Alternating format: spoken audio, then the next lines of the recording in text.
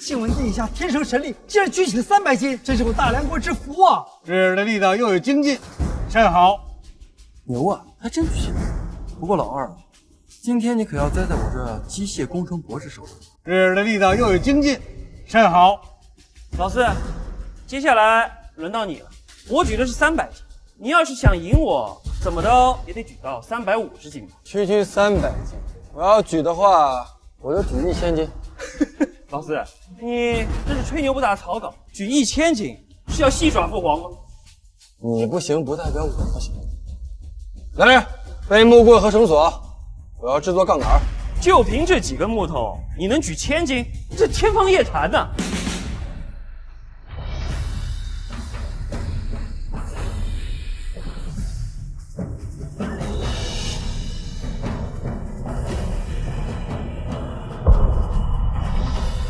陛下，您快看，靖王殿下真的把鼎举起来了！只要给我一个支点，我能敲起整个地球。简儿竟如此聪慧，甚好。朕宣布此次比试，交简赢。不，父皇，儿臣不服。老四他这是偷奸拒华，使用奇技淫巧，有损皇家声誉，请父皇判他输啊！这二哥，你要是有本事，你也使用奇技淫巧。哼，我不需使用这种手段，是有损皇家声誉。好了，本次比试确实是老四赢了。不过老四啊，你逃避训练是不争的事实。宣旨，即日起停止靖王府一切用度，以观后效。是。父皇，父皇，老四，你别得意的太早，这一局我迟早扳回。殿下，府里的下人又跑了2个。跑了？为什么呀？因为我没钱啊！你已经3个月没给他们发月钱了。没想到穿越成了皇子还会这么穷，看来必须得尽快想办法挣钱。殿下，该用膳了。羊肉还挺新鲜。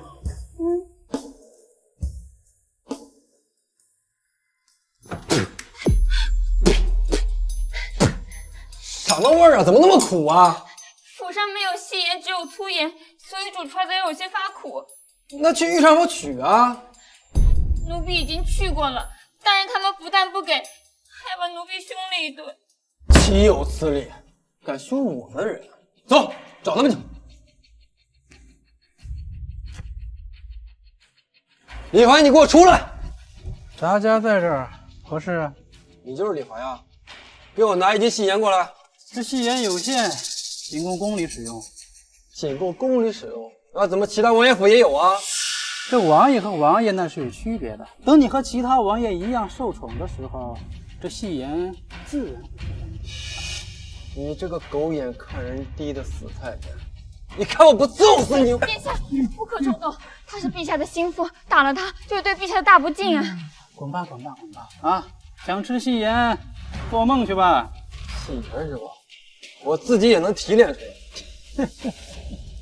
这细盐乃是天赐神物，天下间除了齐国，无人可以炼制。你要是真行，那咱家就给你跪下学狗叫。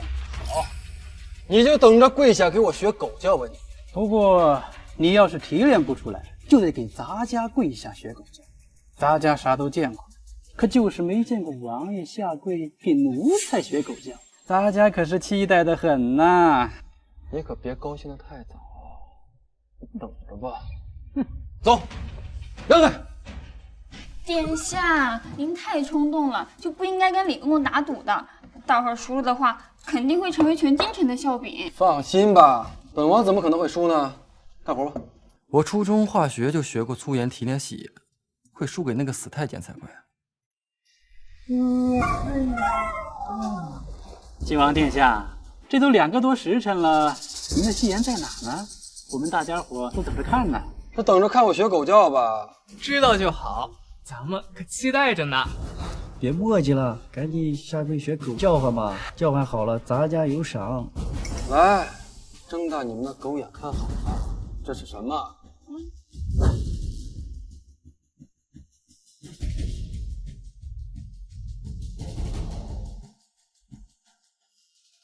真的是戏言，这怎么可能嘛？这李公公啊，愿赌服输，履行赌约吧。哎呀，晋王殿下，小的就是给您开个玩笑而已，当不得真，当不得真。放肆！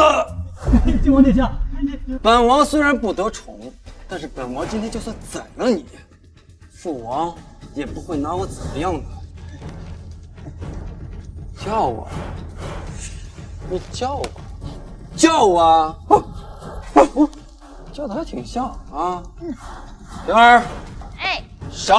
好嘞，给你。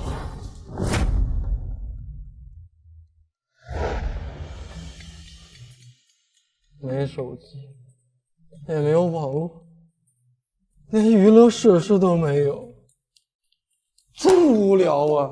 殿下，你要是觉得无聊的话，可以去百花楼啊。百花楼？对，听说又来几个舞女，舞姿优美。那不是庆余，上辈都没信过，这辈子可以去看。走走走！哎，那地方女孩可不能去。这就是百花楼，这就是百花楼啊！这果然和别的地方不一样，这里面还都是些纯天然的美女，比那些网红实景点强多了呀。这算什么？百花楼里的花魁那才叫绝美。我听说，只要有人能在诗会上夺魁，他就能跟花魁一度春宵。与花魁一度春宵，太好了！走，带我去参加诗会。啊，是殿下。小二，我听说今天只要能夺得头筹，就能和花魁共度良宵啊。就凭你，小二，还真是冤家路窄啊！是我怎么不行啊？哎呦，大字不识几个，还想着作诗，别在这丢人现眼了。花魁只能是本公子。老子是诗词大赛的冠军，唐诗宋词信手拈来，还会怕你不成？不是我吹牛，论作诗，整个百花楼没有一个是我的对手。行，七夕将至，我们就以七夕为主题，各赋诗一首，输的人当场跪下，从这儿爬出百花楼。七夕为题，我起码能背100首。行，那我倒是要看看我二哥是怎么从这里爬出去。完了，殿下大字不识一箩筐，怎么可能做出诗来？要是让陛下知道他今天出了丑，肯定又要挨罚了。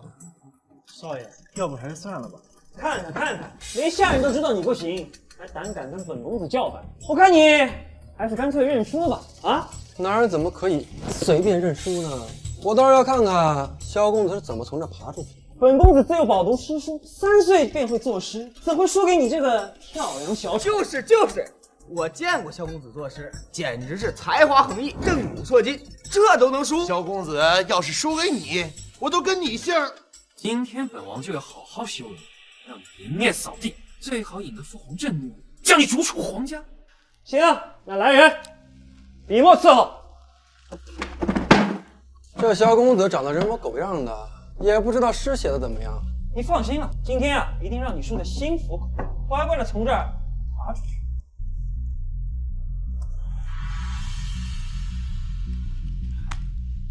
牛郎织女鹊桥连，泪水盈盈雨万千。桂月悄悄云朵藏，清风阵阵爱绵绵。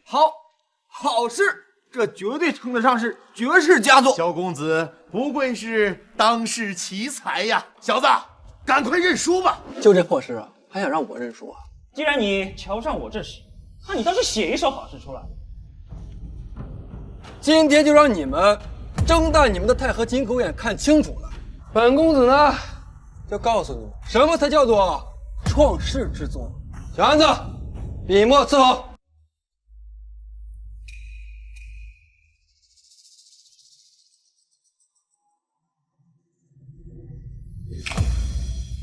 别在那装模作样了，字都不认识几个。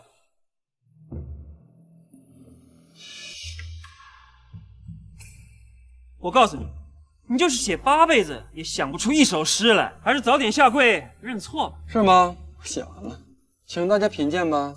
你那歪瓜裂枣的水平，也配用品鉴？这字写的是真不错，但是就不知道这诗到底写的是怎么样。大家谁能来看一看？老四的字怎么写的这么……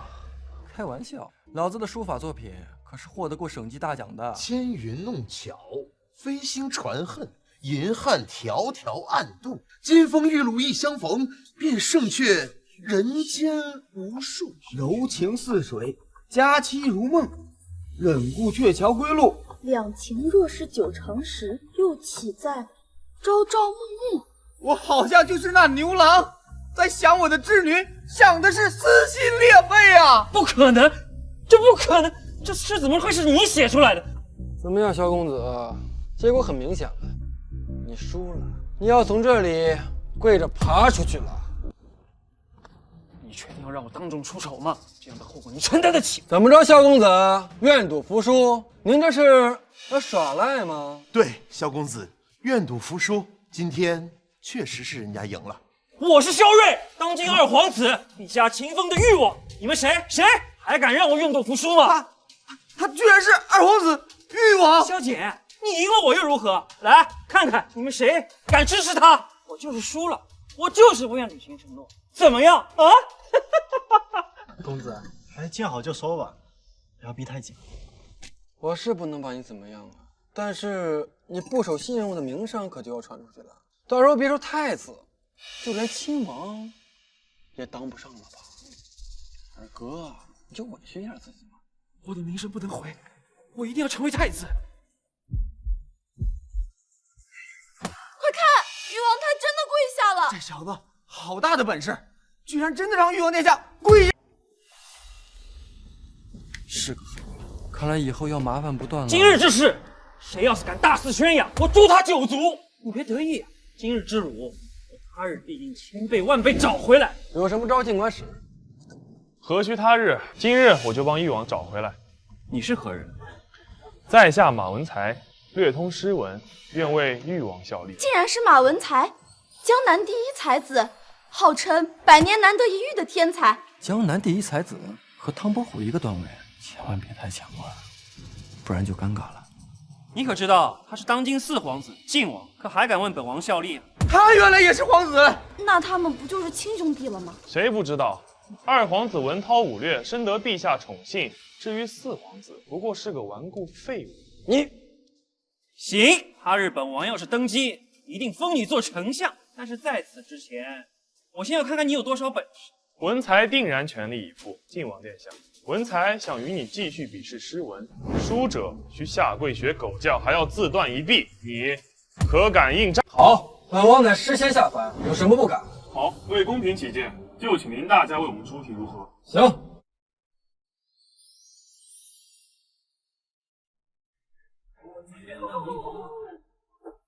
既然如此，那小女子就献丑了。殿下，这马文才可是江南第一才子，咱们还是别比了吧。今日晋王殿下身体有恙，比试的事咱们以后再说。哎，什么身体有恙？我看是怕输吧？要走也可以啊，替你主子跪下，学声狗叫，然后再自断一臂，如何呀？好，我愿意。起来，殿下，小人的面子不要紧，少了只手也能伺候你。你放开我！起来，本王在此，怎能让自己兄弟受如此屈辱？再说了，我也不一定会输。林大家，您出题吧。没想到晋王竟然这么有情义，跟传闻中的好像不太一样啊。有情义又如何？跟马文才比试文，那就看着他去狗叫吧。本店新出了一种酒，甘美凝冽，二位就以酒为题，各赋诗一首吧。时间以1炷香为限。好题目，不愧是花魁。前几天我刚写过一首，正好合用，你就等着做我高深的垫脚石吧。无需1炷香，我只需7步即可。我敢打赌，马公子必然先出大作。至于晋王殿下嘛，呵呵，能说出这1句就不错喽。一瓶颜色似甘泉，闲向百花小筑前。眼罢身中更无事，美人独就夕阳眠。的确是好诗啊，和百花楼的美酒相得益彰。林大家，不知此诗你满意否？马公子果然才情无双，此诗甚得我意，还请马公子及誉王殿下一步，奴家亲自为您们煮茶。誉王殿下，请。好，你果然没令本王失望。看着，宁浩奎，你都没有看到我的诗，怎么就认定我输了呢？你是什么货色？全天下都知道，你刚刚赢了我的诗，肯定是从哪儿买的。你现在做的这首诗不太赢了，你难道真以为能赢过这位马公子？不是马某自负，论作诗，当今天下我还没怕过谁。马公子，誉王，且百花美酒，郁金香，绿碗城南琥珀光。但使主人能醉客，不知何处是他乡。靖王殿下这首诗似乎也不错呢。但使主人能醉客，不知何处是他乡。妙，真是太妙了！不可能，他不可能随手就写出此等佳作。他不是废物顽固吗？怎么会有如此诗才？宁浩奎，这回算是谁赢了？当然是靖王殿下更胜一筹，请靖王殿下一步，奴家亲自斟酒，咱们不醉不归。那就有劳林大家了。不过这里的事还没完呢。郎才，咱们是不是该履行赌约了？求靖王开恩，我只是开个玩笑而已。你配跟本王开玩笑吗？小杨子，是殿下。赶快学狗叫，再不叫我就对你不客气了。誉王，快救我！我的手快断了。小姐，你不要太过分。是你们要跟我打赌的，我怎么就过分了？二哥，你看着好像很不服啊，要不我们再比过啊？小姐，这个仇我跟你不死不休。随时奉陪。天不生我小简，士断万古如长夜。这小子太狂妄了。没办法，人有狂妄的资本呐。林华奎，咱们上楼吧。靖王殿下请。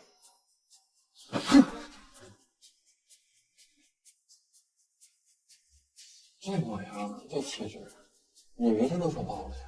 女明星是什么？一种玩具，男人都喜欢。林华奎，时光不早了，咱是不是该休息了？殿下莫急，咱们先聊聊天嘛。小姐不好了，出事了。放肆！没看见我正在接待客人吗？是。奴家先失陪一下。行，你先去。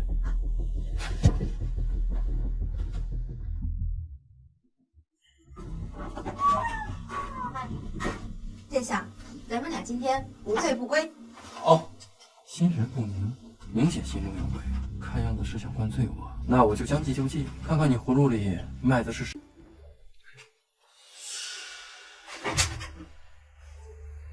殿下，靖王殿下。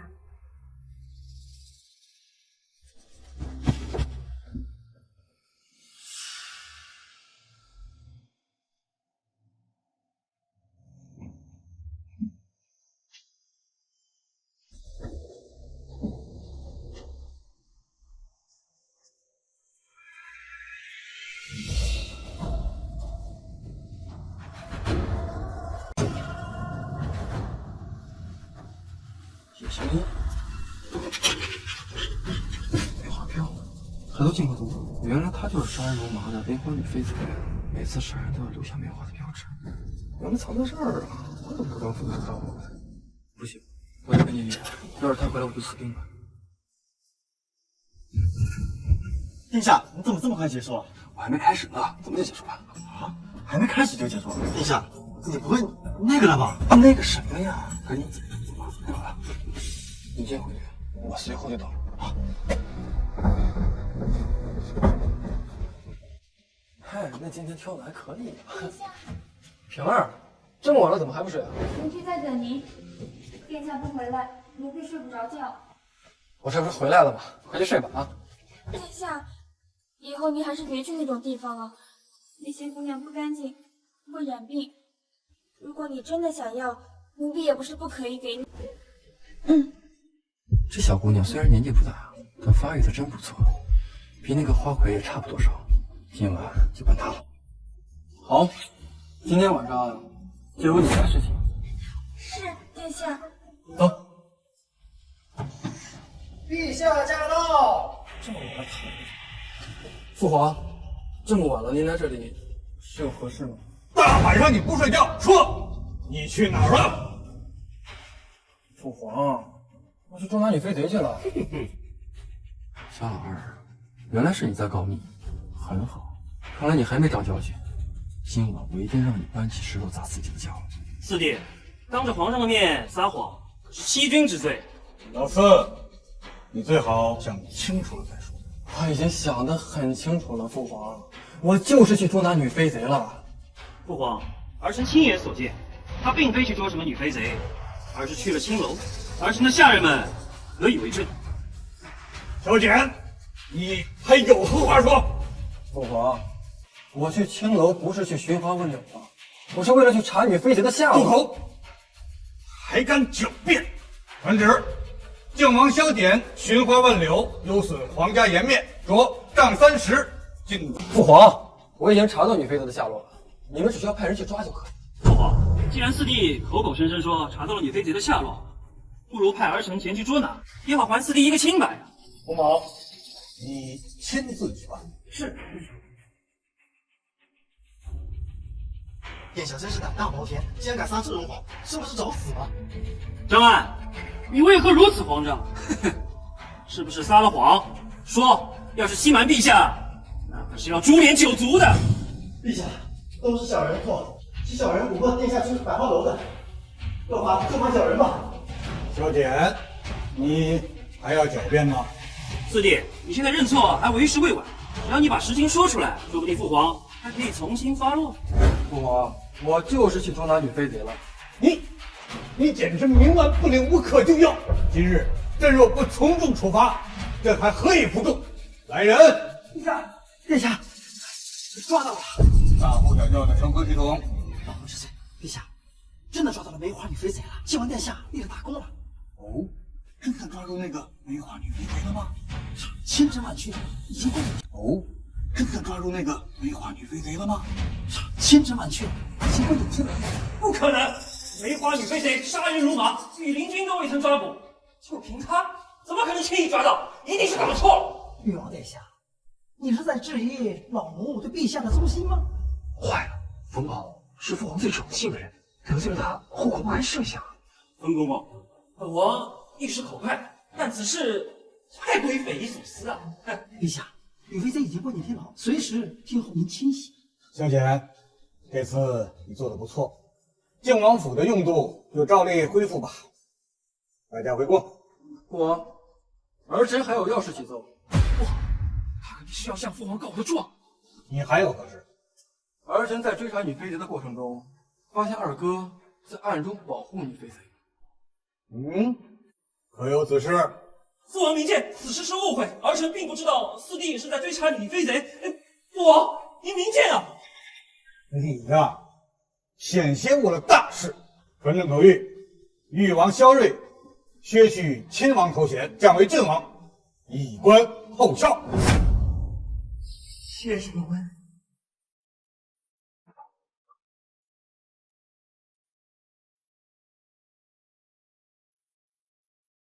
就算我被降为郡王，也依然比你这谢王高上2级，你还是在我脚下。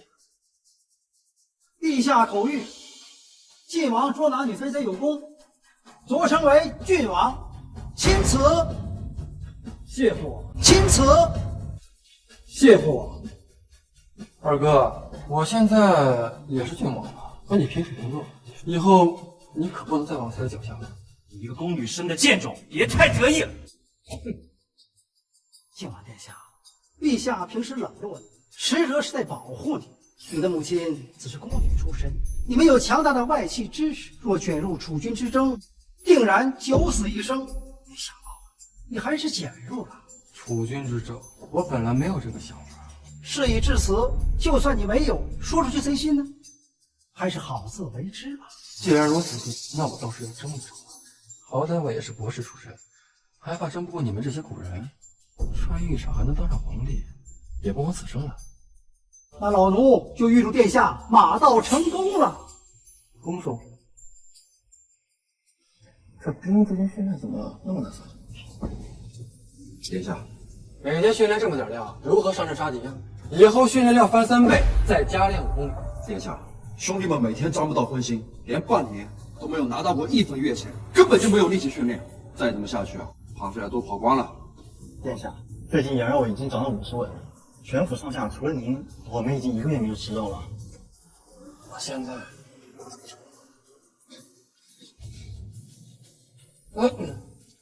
吃不起羊肉，那买猪肉吃啊！去给我买头猪去。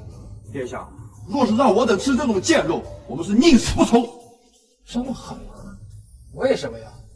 猪肉是贱肉，骚心难闻，只有下的人才会吃的。那我岂不是要发大财了？我有办法去骚心之味，而且让它吃起来比羊肉还好吃。快去买猪肉！靖王殿下太过分了，这不给我们发月钱也就算了，还逼迫我们吃这贱肉，太羞辱人了。跟着别的皇子还能天天吃香喝辣，跟着他都快穷得当裤子了。老子不干！不干了！对，不干。好了，都冷静一点。他说有办法去除腥臊之味，我们请去看看。如果有存心在羞辱我等，我就带领大家放出靖王府，另投他人。好，都听黄队长的。殿下，不好了！黄天虎他们在密谋造反，说你要是强迫他们吃这个猪肉，他们就要赶出王府。灵儿，你保保殿下，我去找御林军平乱。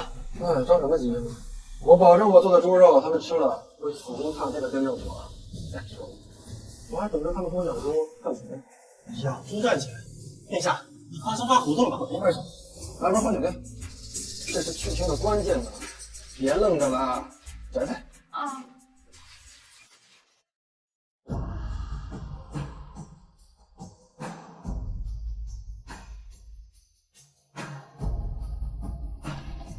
来的正好，小安、大平上菜。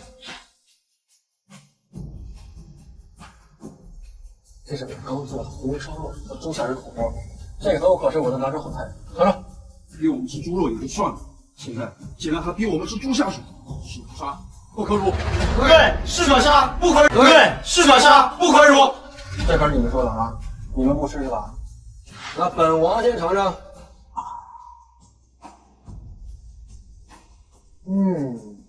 肥而不腻，入口即化，好吃啊！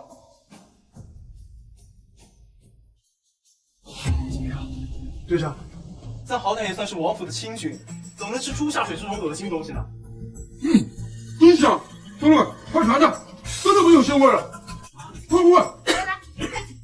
殿下，请你教我去腥之法，这样我乡下的老娘一年也能吃上几头荤腥了。好，我这就教给你。这去腥的关键呀，就是在于黄酒，但是最重要的要学会腌猪。腌猪？啥意思啊？就是从小就把猪给阉割了，这样猪长大了就不会有腥了。走，我亲自带你们去。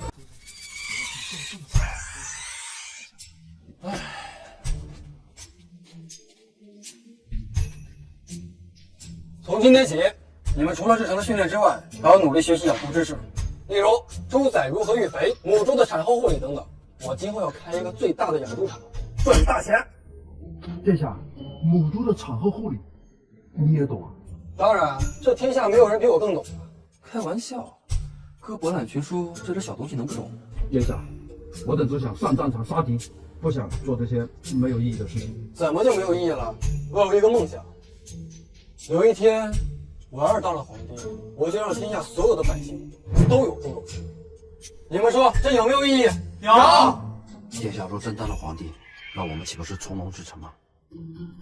愿为殿下赴汤蹈火，在所不辞。愿为殿下叫犬马之劳。殿下，您决心参与这位，其中必定会危险重重。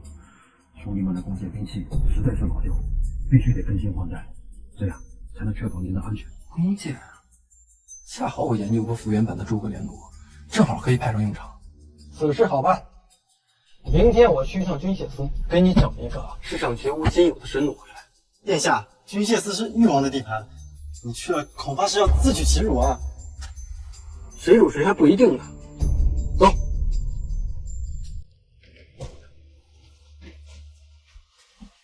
见过靖王殿下，不知殿下到我这军械司有何指教？本王新设计了弓弩，想请你们帮忙造出来。殿下，不好意思，现在整个军械司都在忙着制造誉王殿下设计的战车，实在是忙不过来。他是郡王，我也是郡王，耿大人确定要这么厚此薄彼吗？殿下，您误会了。你去问一下咱们那些大将，有谁愿意给靖王殿下效力啊？是。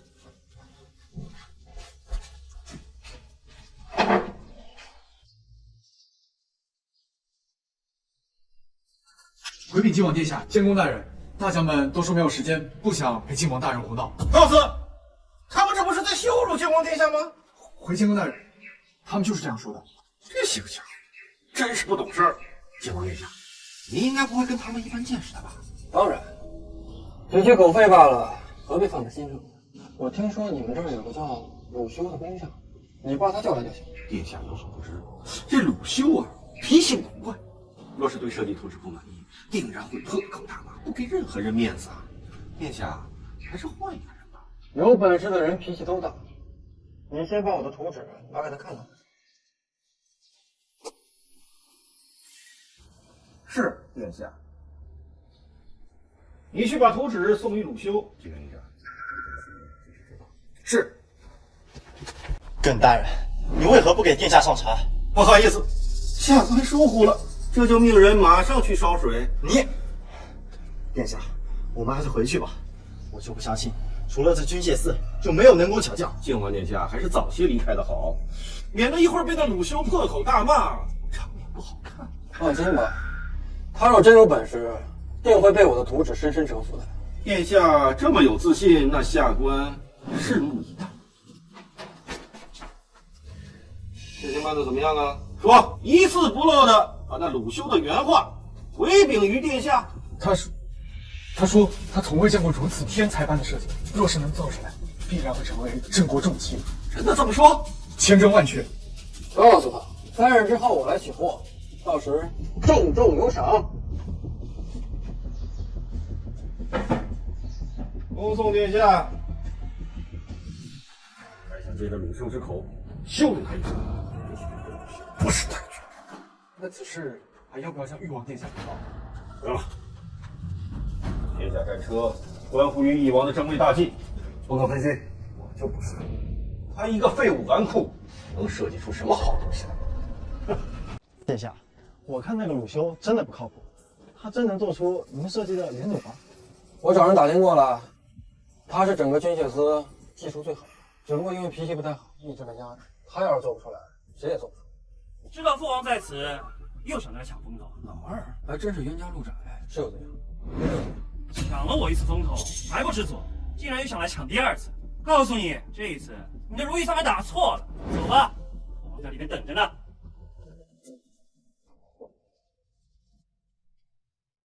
陛下，方才所看的那些精良军械，皆是按照誉王的思路改进，性能无不大幅提升。尤其是誉王殿下设计的铁甲战车，坚不可摧。若有100辆一字排开，那便是钢铁长城，能抵御数千骑兵的冲锋。甚好，这真乃是镇国的神器呀！陛下，有此神器，我们大梁国再也不惧赵国铁骑的威胁。恭喜陛下，贺喜陛下呀！玉儿，想要什么赏赐，你尽管提。父皇，儿臣这都是该做的东西，不要任何赏赐。此外，儿臣还想到一种改进连弩的方案，可以大大增强它的威力，并且有四哥，护驾，护驾！既然射得如此之深，威力极大，日儿快说，是不是你新设计的弓弩？那就是个构想而已，哪能这么快就设计出来？但这是一个露脸的好机会啊！管他谁设计的，只要是在这军械司内，我说是谁就是谁。陛下，这便是誉王殿下设计的新弩。连弩，好你个小老二，竟然敢抢小爷的功劳，你摊上大事了。从那么老远射过来，还能入木3分，这威力世所罕见。父皇，若配合铁甲战车使用，从此我大梁便可无敌于天下。瑞儿，你真是让朕刮目相看。老四，不要整日飞鹰走狗，无所事事，跟你二哥好好学学。学东西也是要讲究资质的，像四弟这样的资质，飞鹰走狗这套更适合他。没错，二哥的东西我可学不来，毕竟我还要脸，抢别人功劳。你什么意思啊？你是说本王冒领功劳？你就是抢我功劳。连弩，那弓弩真是他设计的？不可能，就算是也坚决不能承认，否则后果不堪设想。靖王殿下，这连弩明明是誉王殿下设计，命令军械司打造，怎么成你设计的了？你在朝中是什么样，谁还不清楚？就这话，会有人信？小简，你说你学什么不好，偏偏要学说谎。别以为朕不知道，你做的那些诗都是花钱买来的。你二哥查的是一清二楚，还不给朕跪下，认错。我没有撒谎，诗确实是我写的，连弩也是我画的，坚决不跪。好啊，你还坚决不跪，朕偏要你跪下不可。来呀，给我拖下去打，打到他下跪认错为止。你最好别跪，让父皇把你活活打死。真是天助我也！只要你死了，这社稷公主的大功就只能是誉王殿下的了。陛下请啊，他既然如此不服，咱现在不如把这个设下的弓箭手找来一问究竟，他肯定知道是谁设计的。那还用问吗？你信他能设计出这种神物？也罢，朕就给丞相一个面子，找个地方把那个工匠找来，朕要问话。陛下，洋务厂可好？甚好，拜见洋务厂。是，陛下。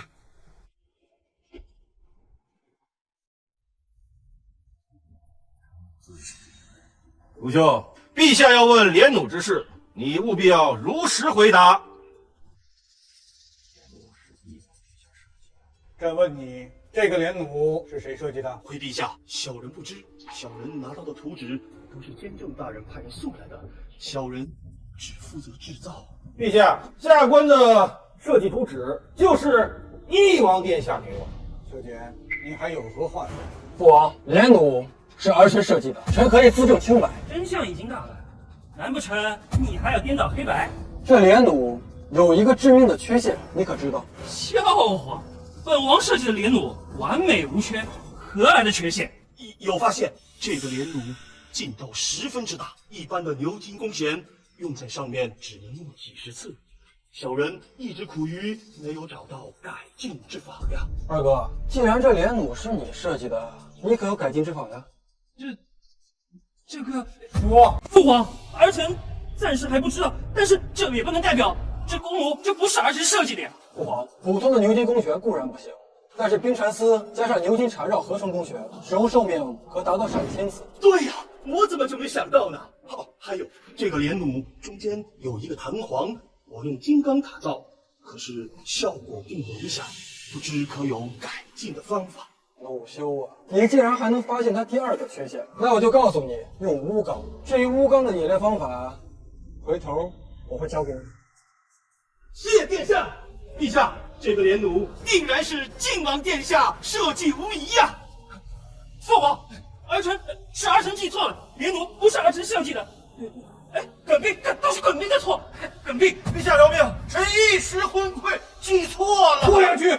账务时便撤戍边。陛下饶命，陛下。至于你，念在你设计铁甲战车的份上，功过相抵吧。父皇圣明。小简，你设计连弩有功，从现在开始，你就兼任军械司的监正，负责督导连弩。至于其他的赏赐，就按律执行吧。谢父皇。你千万别得意了，我发誓一定会让你在军械司万劫不复。朕罚了。父皇，儿臣还有要事启奏。儿臣发现铁甲战车并非镇国神器，而是亡国的祸害，请父皇明察。亡国的祸害？萧简，你胡说什么？父皇，你休得听他谗言，他想污蔑我。铁甲战车固然是坚不可摧，但其重量可达1000斤，需要4匹马才能勉强拉动，6匹马才能奔跑作战，其成本可想而知。而北方多丘陵，铁甲战车根本无法上场作战，哪怕上了战场，也是一个没用的铁疙瘩，一不小心翻了车，人和马都要成为敌人的刀下火。那么我想知道，让我大梁国建造铁甲战车，不是想让我大梁亡国，那是什么？小瑞，你给朕一个合理的解释。父皇，儿臣忠心为国，日月可见。老四他这是想排除异己，诬陷我。父皇，你要明察，父皇明察呀！陛下，是老臣已是疏忽，没有及时发现其中的端倪。不过靖王殿下说的可能有些夸张，但是这铁甲战车可万万不能再造。即日起，削去萧睿的郡王之衔，降为县王。二哥，你还敢放狠话吓唬我？我的好四弟是哥的错，哥以后再也不跟你作对了。求求你，跟父王说说，千万不要削了我的郡王之位啊！县王挺好的，我也当了很多年，也该到你了。走，厉害了，竟然能连续3次击败誉王，只要再击败其他2个皇子，就能当太子了。说的倒是轻巧，誉王哪会轻易认输啊？只怕早就在暗中想办法对付殿下。小安子说的对呀，接下来才是最关键的时刻。鲁兄，我命你日夜不休，把他给我赶出来。殿下，这是何物啊？这是手枪，名为沙漠之鹰，怎么样？有问题吗？很难呐，不过殿下放心，您给我2日，我即可完成。那我的性命可就交给你了，你可不能让我失望。大哥，老四实在太过分了，满是蒙骗父皇，他害我被削了爵，父皇当年又偏爱那宫女，现如今又骗他的儿子，说不定已经准备让他继承大统了。大哥，再不出手，太子之位就是4弟的了。以前我一直未曾把他放在眼里，没想到他还有这等手段。如此就不要怪当大哥的心狠手辣。殿下，您要的沙漠之鹰做好了，请试枪。可以呀，老鲁，才2天就做好了，比我想象中好多了。还是殿下设计的太完美了，所以我做起来也就得心应手。过奖了，我只是童子的搬运工而已。不过有了它，我就可以不惧任何高手的刺杀了。老鲁啊，此事可千万要保密啊，不然会引来杀身之祸的。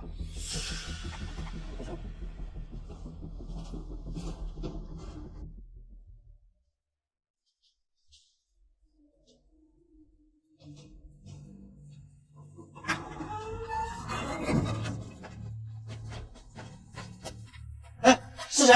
是谁？殿下，有刺客！来不及了，我们老大亲自出手，很快萧剑就要人头落地了。怎么回事？是来看我们的人吗？不可能，那个废物王就手无缚鸡之力，肯定是他的安危死了。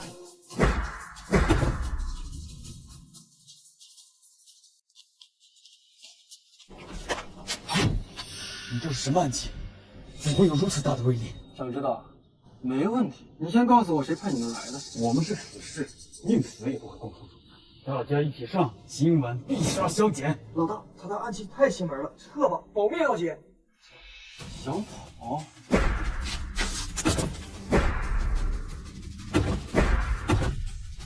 幸亏军训的时候学过射箭，不然今天可能就穷途极少了。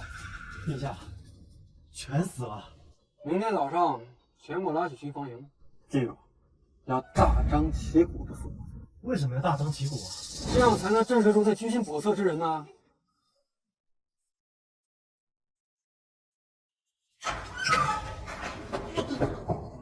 大哥，大事不好，刺杀失败了。不可能，我派去的都数1数2的高手，怎么可能失败？真的失败了，阿菊师姐都被送到巡防营，我已经下令彻查此事。这萧剑一定知道是我们做的。这大哥，那你快想想办法。大哥，那你快想想办法。大哥，你先别急，他们出发前牙根后都藏了毒，宁死都不会供出我们的。况且现在楚国的使团已经进了京，父皇根本无暇他顾。倒是你最近低调一些，先别去招惹那个老四。殿下，这护卫队天天吃猪肉，手上的钱已经被花完了。况且明天又到发月钱的日子，再不给大家发月钱，怕是不止护卫队，下人们都要走光了。等养猪赚钱，起码也是3、4个月后吧。到时候黄花菜都凉了。那范言呢？咱不是能提炼戏言吗？还怕赚不到钱？殿下，千万别，盐铁都是官营，只有朝廷才能贩盐，我们贩盐是要被砍头的。我堂堂博士还被赚钱给难倒了。殿下，您不是会作诗吗？对对子也应该没问题。陛下下令，只要谁能对出楚国使团的对子，赏黄金1000两呢。黄金1000两，1000两黄金等于1万两白银。1000万铜钱，那岂不是护卫队半年的开销都够了？备车，我要进宫。南帝陛下，这都3个时辰了，你们到底对不对得出啊？若是再对不出的话，这平川城可就是我楚国的。誉王，你不是收了江南第一才子做门客吗？楚月公主的对联，他应该能对吧？回父皇，他不对。丞相，你曾是我大梁的状元，现在也是当世大家，你应该能对吧？回陛下，蚕为天下虫，乃是一个拆字边，把蚕字拆成了天和虫，难度极大。老臣无能，一时对不出来。你们呢？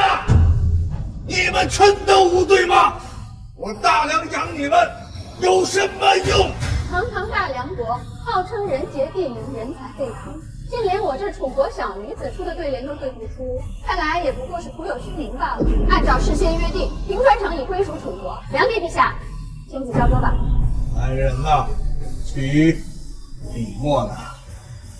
父皇且慢，我能对，我能对。大胆修剪，扰乱朝堂乃是重罪。来人啊，拖出去，给我杖打30大板。父皇，我真能对出楚月公主这一联。父皇，他不过是想哗众取宠而已，为了梁国颜面，你将他轰出去。这位应该就是大名鼎鼎的大梁靖王殿下。听说你大字不识一箩筐，是天下闻名的废物。我倒是想瞧瞧，你这样的废物能配出什么样的下联来？来人，把上将给我拖下去，听候发落！把上将给我拖下去，听候发落！父皇，不就是个区区的拆字联吗？他们残为天下虫，我对的是红氏江边鸟。红氏江边鸟，陛下，这是千古佳对呀，陛下。竟然真对上，这怎么可能？这可是我蒋靖王之前写出的，之前不认对，这一废怎么对上？真好，靖王对得好，果然没有让朕失望。楚月公主，我大梁对上你的对子，这平川城你是拿不走，你呀可以回国要复命了。可恨，又被他抢风头。不行，这不过是巧合而已。除非他能对出我的下一联，否则我大楚的铁骑立刻出兵平川城。你出尔反尔！你们楚国就是这样不讲信用的吗？我不过是个小女子而已，为什么要讲信用？再说，以梁帝威震天下，难道不怕我这小女子不成？父皇，既然四弟那么擅长对对联，答应楚月公主又有何妨？那我就多谢二哥的肯定，一定不会让你失望的。果然是废物，连我捕杀技都看不穿。好，朕就答应你的要求。靖王，你可不要让朕失望。父皇放心，儿臣定不会让您失望的。为了对对联，这位楚月公主恐怕给我当学生的资格都不够吧？开玩笑，我先是把历史的千古绝句都背了个遍，还能怕你小丫头不成？好大的口气！听好了，我的上联是望江楼，望江流，望江楼上望江流，江楼千古，江流千古。楚月公主，你欺人太甚，这局我们不比了。陛下，这是何意？回陛下，此联乃楚国的百年绝对，100年都没人对出来，这种比试不公平，我们大梁不接受。我楚国能出百年绝对，那是我楚国的事。有本事，你梁国倒是也出2个呀！我再给你们一个时辰，倘若再是对不出，我大楚的铁骑也就要开进平川城了。简儿，父皇，这是楚国的百年绝对，老四怎么可能对得出？刚刚能把那个拆字联对上，不过是巧合罢了。不错，儿臣建议马上昭告天下，在1个时辰之内一定能找到对的。大哥，1个时辰恐怕连诏书都送不出去，你这是在故意帮楚国吧？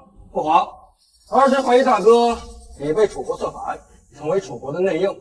胡说！父皇，儿臣忠心耿耿，老四他血口喷人。好精彩的内斗大戏！原本以为靖王殿下是天下第一废物，想不到梁国的其他皇子都有过之而无不及。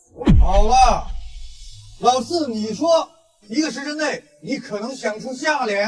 区区一个小儿科的对联而已，根本用不了1个时辰。我现在就有下联。我大楚100年都无人对出，就凭你？那是你们楚国，你们楚国的人都是垃圾，好意思说出来？好你个牙尖嘴利的靖王，那你倒是说说你的下联啊！若是对的不工整，我大楚的10万铁骑可不是吃素的。父皇，不能再让老四哗众取宠，有失国体啊！老四，风头出的差不多了，对不上就赶紧下去，我们好另想办法。老四，快说出你的下联。是父皇，我听闻楚国有一口千年古井，名为弋月井，井水甘甜，永不枯竭。那我就以井对入。弋月井，奇怪，我怎么没听过？我的下联就是弋月井，弋月影，弋月井中弋月影，月井万年，月影万年。月井万年，月影万年，陛下，这又是一个千古佳对呀！老四竟然对出了楚国的百年绝对，看来留不得他。印月景，印月影，印月景中印月影，月景万年，月影万年。好，甚好！老四，你果然没有让朕失望。不可能，这是我大厨的百年绝对，他怎么可能对得出？一定是从别的地方抄来的。抄袭倒是没有，不过也确实从别人身上得到了启发，也不能全算是我一个人的功劳。还说没有？你这都承认了。梁帝陛下，既然靖王已经承认这不全是他所创作，那这一局也算不得你们赢。简儿，你实话实说，究竟是怎么回事？究竟是怎么回事？哈哈，我就说嘛，老四怎么可能对得上这千古绝对？原来是窃取了别人的下联。不，谁帮你讲说辞练的？影响了两国邦交，这可是杀头的大罪。这个四皇怎么能这么老实？什么都不来说。我只是说从别人那里得到了启发，又没说别人帮我做的对联。你们几个毛线？你父皇，我所说的那个人就是父皇您呐。是，父皇心怀天下，无时无刻不想着脚踏楚国的望江楼，饮马楚国的印月井。所以说，儿臣知道父皇的心思，今天才出了这个题目。不错，不错，弱者简儿也。朕的确时刻有此想法。大哥，怎么样？父皇刚刚已经承认了，您刚刚所说的话是要杀父皇的。父皇，儿臣绝无此意，是误会。哼，完了，被这小子算计了。楚月公主，现在我们胜了，那梁楚边界的大军是不是可以撤了？我楚国一诺千金，大军自然会撤退。不过我楚国还想同梁国玩一把更大的，不知梁帝敢不敢入赌？玩把更大的？楚月公主，这是何意呀？几日后，我楚国将出文武高手同梁国较量，楚国若是胜两场，梁国便割两地。若是我梁国赢了呢？梁国若是胜两场，楚国就归还去年从梁国夺取的宣州、云州2城；若是胜一场，就归还1城。丞相，你意下如何呀？若是不接受赌约，楚王定然会出兵攻城；若是接受赌约的话，靖王不知道能不能扛得住。父皇，我大梁以武立国，武斗自然不会怕了他楚国。至于文斗，怀王即将从稷下学宫学成归来，定然能与他楚国文士一战。陛下，庆王所言甚是。稷下修宫乃天下天文魁首，这怀又是稷下的名士，出类拔萃。怀王出征，再加上靖王侧面相应，我想我们大梁定占有不败之地。甚好，这赌约我大梁接下了。好，那我们7日后见。慢着，父皇，儿臣想赌约上再加上一条，如果楚国输了，楚月公主就要给我做暖床的小妾。好啊，反正你们也输了，那我也要加一条。如果你梁国输了，那靖王你就要跟我回楚，给我当奴。好，成交。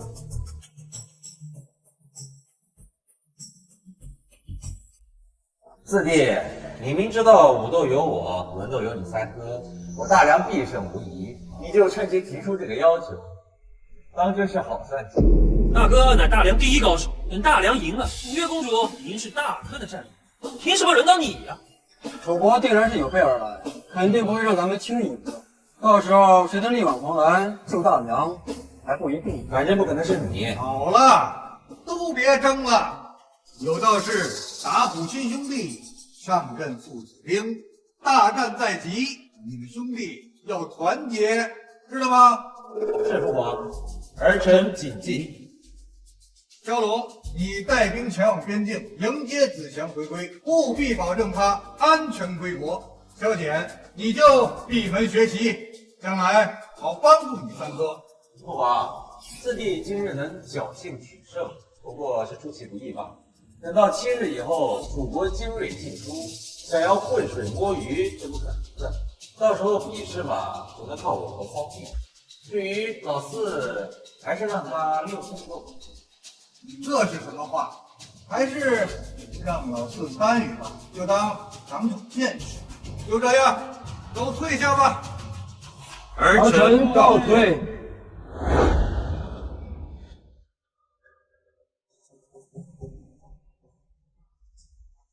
三弟，大哥，你可算回来了。大哥，何事如此着急？我一直以为对我威胁最大的会是老二，没想到最后竟然是那个老四。老四这是3年不鸣，一鸣惊人呐！我听说父皇身体每况愈下，老四估计是看到这一点才会跳出来大出风头。如今老二已经决定住，老三，你呢？你是助我，还是助老四？又或者是助你自己？我自己就那点本事，哪敢与大哥争锋啊？所以自然是助大哥了。你我兄弟齐心，一文一武，何愁不能一统天下？不过眼下当务之急就是要全力应对敌人挑战。至于老四呢，我倒没放在眼里。这些年在稷下学宫，文才能胜我者不过半掌之数。武斗有我，文斗有你，此战大梁必胜。届时太子之位，非大哥莫属了。哈哈哈！走，接风。殿下，您要的东西做好了。殿下，您又设计出什么新东西了吗？正好，平儿，来穿上给本王看看。殿下，这是什么？这是丝袜、短裙、高跟鞋，快去穿上给本王看看。殿下，这也太暴露了，奴婢不好意思穿。这怎么叫露呢？这叫走在时尚的最前端，再过2000年都不过时。快，穿上之后本王重重有赏。是。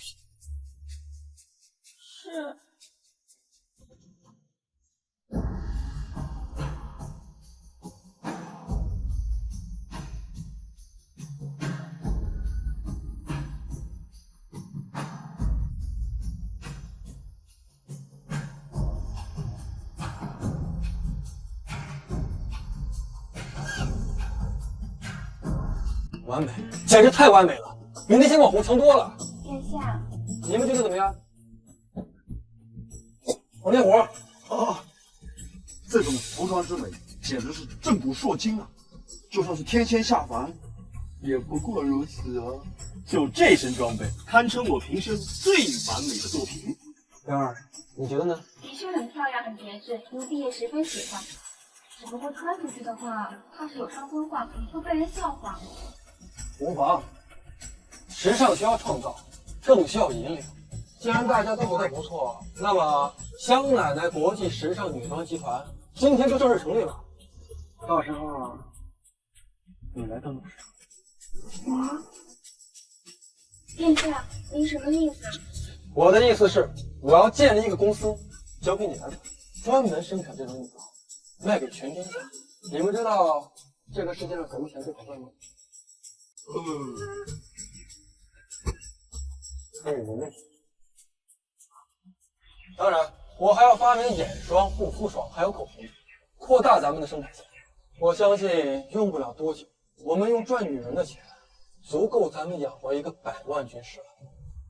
真的吗，殿下？当然，这些在21世纪可都是现实存在的。那和楚国的比试呢？如果庆王和怀王赢得了比试，殿下您可能就活不到赚女人钱的那一天了。你说的对，所以你的军械司要不眠不休，帮我把这2个东西赶紧赶出来。磨刀和板甲，没错，正是磨刀和板甲。磨刀和板甲，没错，正是磨刀和板甲。到时候你的百人队全部配备上磨刀和板甲，都有连弩，你能敌多少？这磨刀和板甲连人带马，1到2段不是问题，再加上这板甲护体，力不透风，起码能炸10倍之力。好，我再教你3-3制阵型，到时候武斗我们必胜可期。至于文斗，我有唐诗宋词300首下去，也不惧天下问题。3-3制阵型是什么意思啊？3-3制阵型是一位姓林的元帅，专门针对日寇所出，是步兵战术的巅峰。日寇很强大吗？当然，但也败给了3-3制阵型。那唐诗宋词又是？我新唱的新词，就是好诗好词的意思。都记住了吗？我分头行动。是。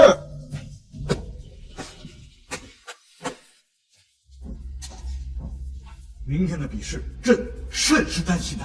陛下，庆王武功盖世，怀王才华无双，无论文武，楚国都无人能胜过两位皇子。正是因为这个，朕才担心。那楚国明知不敌，他还敢提出比试，这里一定有阴谋。哎，老大和老三在干什么？庆王和怀王闭门不出，精心准备比试。甚好。哎，老四在干什么呀？靖王，哎呀，你说，靖王他试了一些女人衣服，正在组织生产。女人的衣服？什么衣服啊？把靖王身体的服装拿上来。这都什么呀？这成何体统？成何体统啊！陛下息怒，陛下息怒。对，朕不生气，朕犯不着生气，反正也不指着他。比试结束以后，朕要跟他算总账。梁帝陛下，今日我们文斗比试的内容由楚国定，若楚国胜，梁国割一城给楚国；若楚国败，则归还一城给梁国。梁帝陛下同意吗？当然，君无戏言。好，7日前，靖王殿下可谓是出尽了风头，想必今日定当要乘胜追击吧？公主失算了，今日代表我大梁出战的，乃是我三弟怀我。陛下明示萧子贤，本王不过徒有虚名，没想到公主殿下竟然认识本王。公主殿下既然知道我三弟的才名，那还不赶快认输？赶紧投降吧！放眼整个楚国，也找不到一人能敌我三弟。谁说楚国无人能胜萧子贤？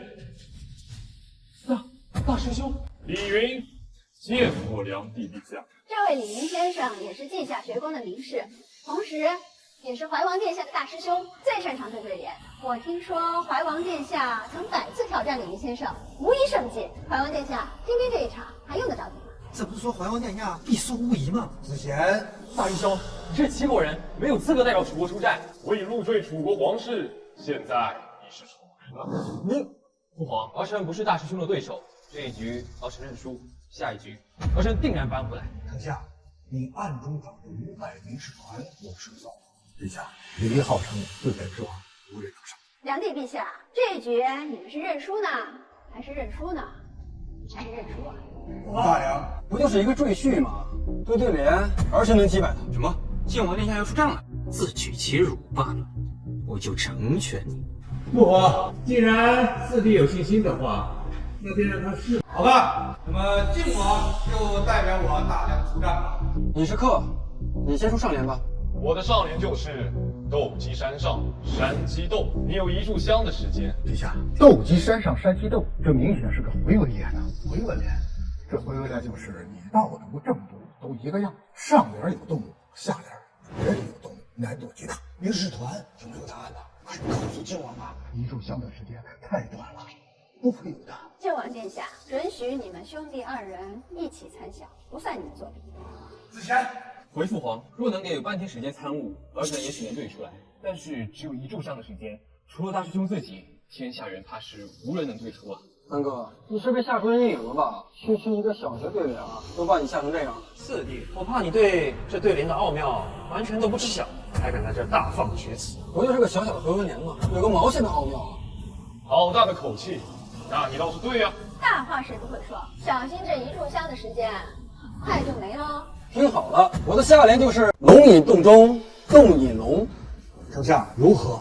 好啊，龙引洞中，洞引龙，实在是公正之极呀！不可能，这连10年来无人能在1天之内对出，他怎么会这么快？对联之王，我对的如何呀？勉强算你胜出。接下来轮到你出题，我就不信对不服你。我除了醉酒的时候扶墙，别的我都不服。听好了，我的下联是烟锁池塘柳。烟锁池塘柳，丞相，这联如何？老臣愚钝，一时还看不出其中的奥妙。你竟然连5个字的上联也出得出，老四，你是故意让父王丢脸吗？父皇，我建议啊，这局不算，这个老四出下联还行，但是这上联出的吧，简直是不堪入目，还是换三弟来吧。楚月公主，我们要求换人。这上联都出了还换人，这跟认输有区别吗？不，我同意。同意换人，我不同意。就这联，对得出就对，对不出就别对。我可以给你2炷香的时间，认输3炷香，你们也可以随便讨论了。李先生，你这是何意？这联很难吗？这是传说中的五行莲，稷下学宫中也有一莲，已经300年无人能对。丞相，什么是五行莲呢？五行莲就是在每个字的偏旁都包括金、木、水、火、土，下联也必须如此，而且其中的意义也要相似。此对联在对联当中最高深莫测，晋王此联真乃是千里的绝对呀！没想到这小子还有这般本事。梁帝陛下，我们同意换怀王殿下出题。楚月公主啊，不好意思，朕也改主意了，我们呐不换。对不对得出啊？对不出的话就认输，咱们进行下一轮。小我李云认输，绝无可能。我呸！连一个区区的五行莲都对不出，你还跟我横？我见过不要脸的，没见过你这么不要脸的呀！你不要太嚣张了，我是稷下学宫的大师兄，是满门天下的名士。名士个毛线呐！你是名士，不就是个赘婿吗？我要是你啊，找个南墙早撞死了，没脸见人呐！这么不惊喜啊！我的小玉，那咱们还比吗？你再敢跟我胡言乱语，小心我撕烂你的嘴！撕烂可不是，你要是轻烂的话，我倒是乐意支持。这一局我楚国认输，下一局我们比诗才。你们梁国还是他出战吗？当然不是，下一局我们换3弟出战。为什么？刚刚是我击败了李云啊！你对联虽然厉害，但是你作诗不行，自然是你三哥出战。你三哥是诗仙下凡，诗功可是盖世无双。诗仙算什么？我还是博士呢！别忘了你和马文才是怎么输给我的。父皇，3弟的诗才在稷下学宫也是首屈一指。我建议这一局便由3弟出战。父皇，儿臣曾跟老师前去楚国游学过，当时幼师赢下过所有楚国才子，请父皇信任儿臣。接下来就让怀王出战吧。父皇，你别忘了你的身份，你只是你三哥的助手。梁帝陛下，你们梁国确定要让怀王殿下出战吗？当然确定，子贤乃是诗仙下凡，你们楚国可要小心喽。我一定要漂漂亮亮的赢回来，彻底掩盖掉老四的锋芒。有我这当世诗仙在此，何人还敢称仙？二师兄，怎么样，师弟，这一场还要比吗？二师兄，你也是齐国人，你也没有资格代表楚国出战呐。师弟有所不知，楚王已收我为义子，所以我自然有资格代表楚国出战。陛下，看来齐楚两国早有预谋，想图谋大梁啊！但愿子贤能赢，否则这后果不堪设想啊！梁帝陛下怕是不知道吧？稷下学宫论诗才，能胜过怀王殿下的不过半掌之数。我云飞皇兄就是其中之一。子贤，父皇，儿臣定然全力一试。丞相，赶紧让云氏团助子贤一臂之力啊！是陛下。丞相莫不是要求助于那500名士？抱歉，刚才我进来的时候已经用诗词把他们全部打败，现在他们怕是听到我的名字都要大小便失禁了。子贤，那你就全力以赴吧。父皇，让我出战吧。论作诗不是针对他，整个稷下学宫都是个案子。好大的口气！若是让你出战，你敢立下决定状？输了就杀头！我有什么不敢？父皇，既然4弟那么有信心，那便让他出战吧。我也支持。父皇，我也支持4弟啊！你们罢了，那就靖王出战吧。儿臣绝不会让父皇失望的，也谢谢各位哥哥们的支持。不过恐怕要让你们失望。好，这一局规则很简单，题目由梁国定，1炷香时间，你们2人同时在纸上作诗，完成后由梁国人誊抄，再交由稷下学宫的3位学士评出高下，最后揭开名字。这个规则你们梁国人占了很大便宜，应该没有人会不同意吧？诸位放心，我们以稷下学宫100年声乐做担保，绝对公平公正，不偏袒任何人。双方作品我们都会公之于众，供天下人点评。小玉，明明是你们出题目，为什么不偏袒你们自己呢？那是因为我们相信我们的诗才天下无双，用不着占便宜。要是你们不作弊的话，那你们肯定失利。哎，别忘了咱们之前的约定，你输了，可是要做我的暖手小妾哦。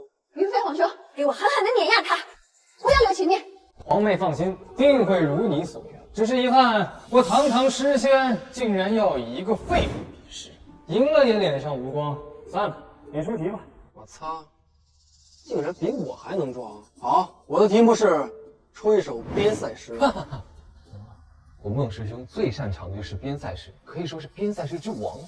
老四跟他比边塞诗，这不是主动找书吗？就他那点本事，比什么都是找书。老四他连边塞都没去过，他干嘛比边塞诗？边塞诗对于我来说太容易，根本体现不出我的水平。为了让你输的心服口服，我给你一个机会，重新出一道。我当然知道你擅长边塞诗了，我就是要在你最擅长的领域打败你，让你输得心服口服。太狂妄了！这天下敢与我这样说话，你还是第一人。莲儿，不要逞能。孟先生让你换题，你就换题呀。我有糖。我的灵感犹如滔滔江水，连绵不绝。论作诗，我不惧任何人。殿下，那个咱们还是低调一点，低调一点。我也想低调啊，但我实力不允许啊。听梦的，还比不比了？要比的话，快点吧。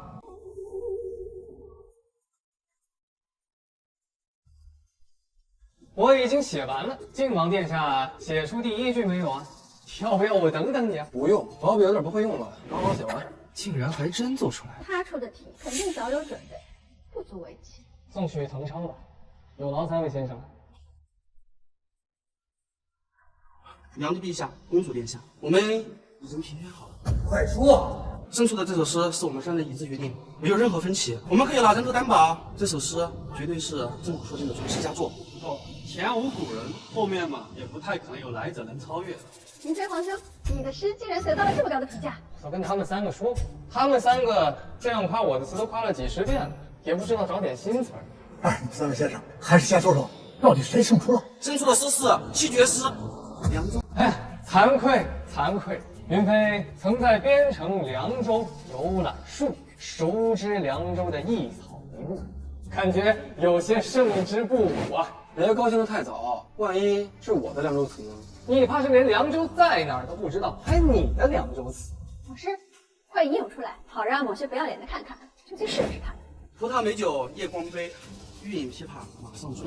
醉卧沙场君莫笑，古来征战几人回。这不是我的，不是我的，这怎么可能不是我的？好事，云飞皇兄的诗简直是空前绝后。二师兄的诗才，我此生都难以望其项背。不愧是当代诗仙呐，此作500年都没有人超越啊！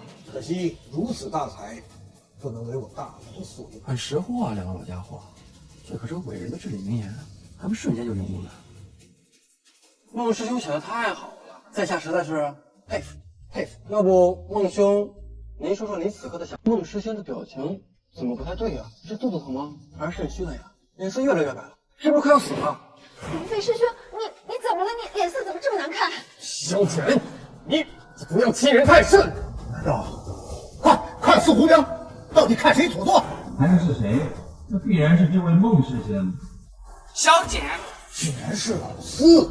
是靖王殿下，靖王殿下，真是天下大哉，真是天佑我大梁啊！不可能，他根本没去过凉州，他怎么可能写得出凉州词？怎么不可能啊？没吃过猪肉，还没见过猪跑吗？孟云飞，你不是号称诗才天下无双吗？你不是诗仙吗？怎么就输了？我警告你，楚国不能输，否则后果你承担不起。你快跟他比，你快跟他比呀！公主，我方寸已乱，已经做不出诗来了。孟兄，别这样啊，输了就是输了，友谊第一，比赛第二。再说了，以后输给我的次数还有很多呢。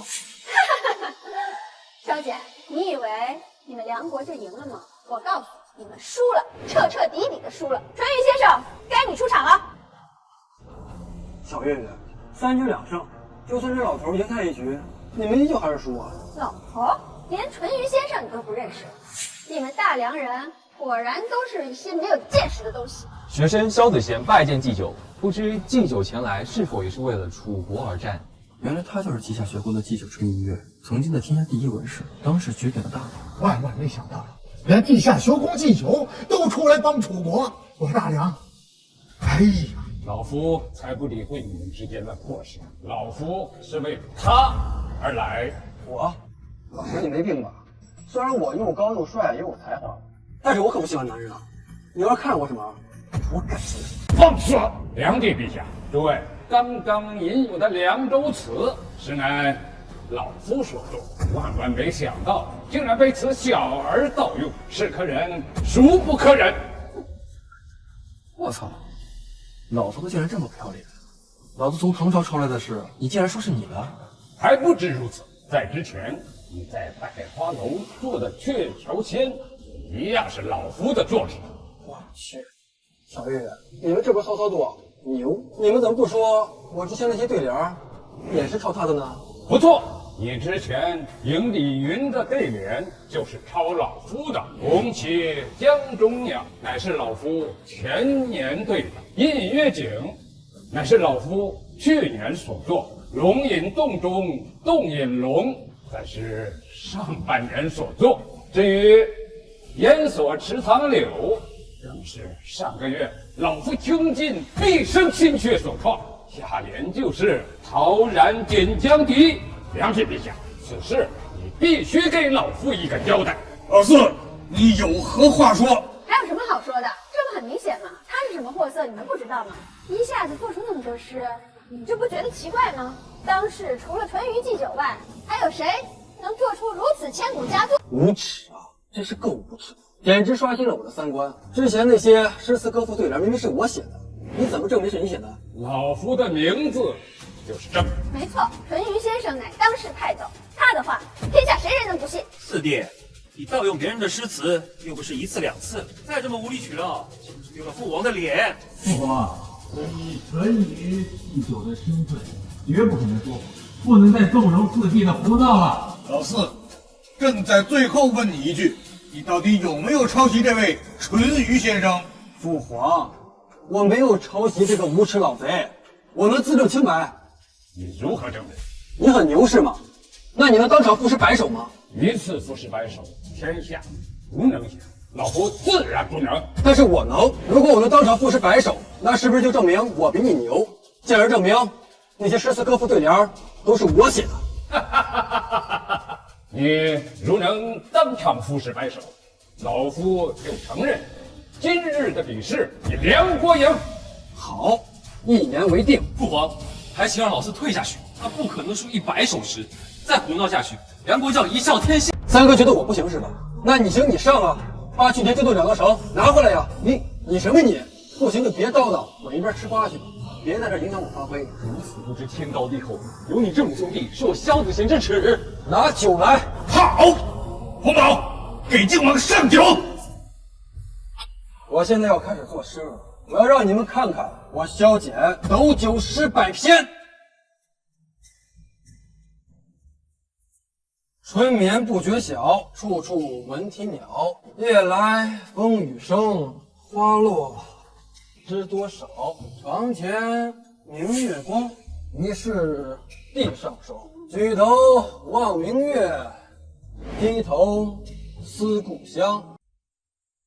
日照香炉生紫烟，挂前川。飞流之下3千尺，疑是银河落9天。怎么样？这3首也是抄你的吗？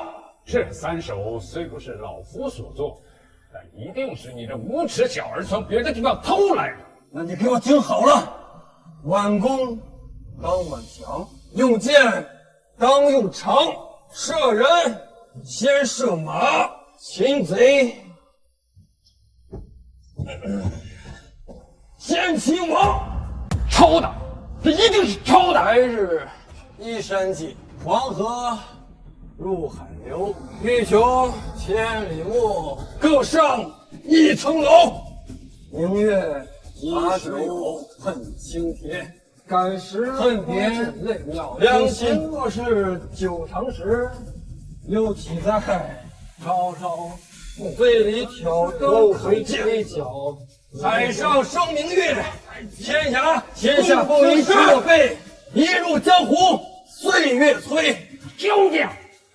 你一定是个妖孽！300多首了，至少有300首，都是传世佳作呀！殿下，不要再写了，不要再写了，再写啊，这天下的文明都快被你耗尽了！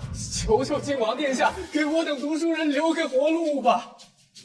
你都快7老8十了吧，看钱都要入土的人了，竟然干出如此龌龊之事！你真是厚颜无耻！你欺师盗名，沽名钓誉，你若不死，你10辈子孙都无颜再混江湖！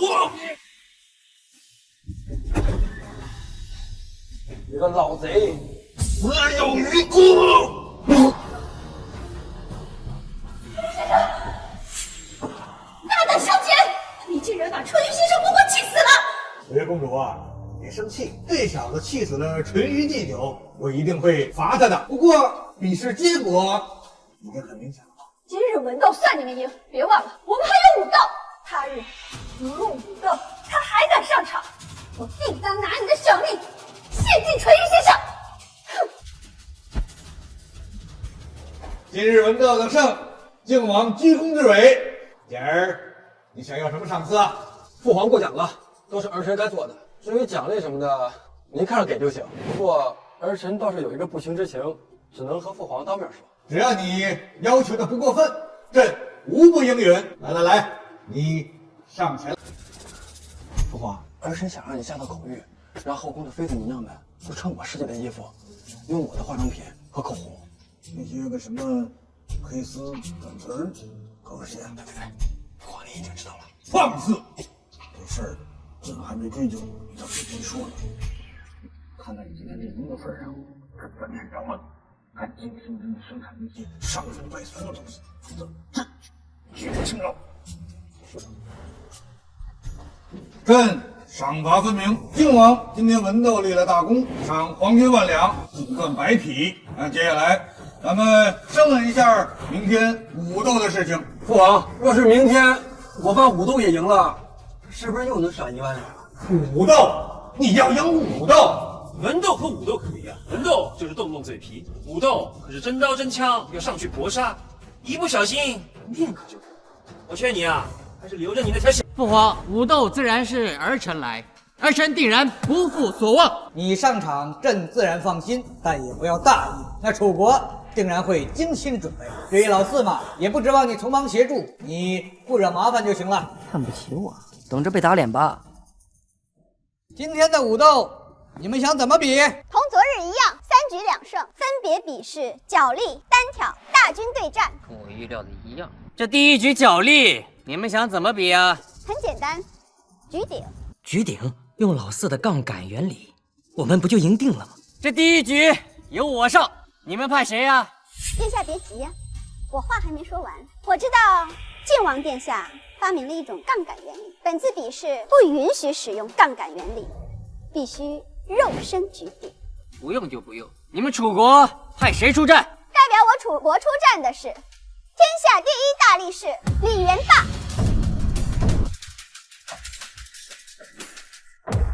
竟然是李元霸，此人力大无比，能举千斤，这大公子肯定胜任。他李元霸乃是赵国人，凭什么代表你们楚国出战啊？李将军已改投我楚国，现在是我楚国的镇粮大将军，专门用来对付你梁国的。这齐楚赵3国联盟，这架势是要围攻我梁国。是啊，陛下，我能举鼎800斤，你行吗？小三，要是不行，赶紧认输。我顶多能举起700斤，举800斤，定然要重伤，这该怎么办？陛下，孝皇殿下不可能能赢，咱们认输吧，不如留点力气，比下一局。3局2胜，后面还有希望。好，那就认输吧。孝皇殿下，这局咱们认输，准备下局。谢父皇体恤。梁国人果然都是废物，见了爷爷就下来认输了。父皇，这还没比呢，怎么就认输了？他乃是天下第一力士李元霸，谁能赢啊？哎，你行你上啊！小子，就你这种弱鸡，爷爷让你一只手，又有何妨啊？当然不是我了，父皇，儿臣刚收了一位骑士，能举1000斤，坚持8息，正在赶来的路上。笑话，天下无人能举1000斤，坚持8息。你不行，不代表别人不行。父皇，要是赢不了，儿臣愿意一死。靖王殿下刚刚给你提的脸色，想必他有什么计谋。答应。好，朕同意不认输，继续比试。你想赢我的人，必须能举起1000斤，坚持8息，你能做到吗？李将军，你行吗？文殿下曾举过1000斤，不过只支持3息，今日拼死一搏，定不成问题。好，注意安全。不行就赶快认输吧。8息而已，这有何妨？那你先开始吧，我的人已经在后台准备了。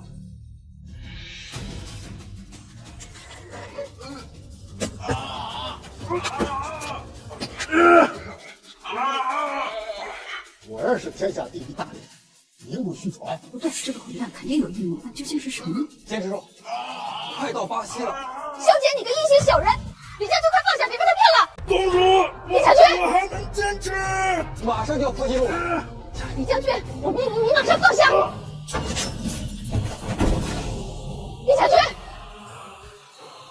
靖王殿下的智慧简直是鬼神莫测。萧姐，人家可是坚持了10夕呢，你的人呢？怎么还不来？我没人。那你可是连父皇都欺骗了，这可是欺君之罪，你还拿人头担保。父皇，他欺君了！你个傻叉！我不这么说，他们能自己找死吗？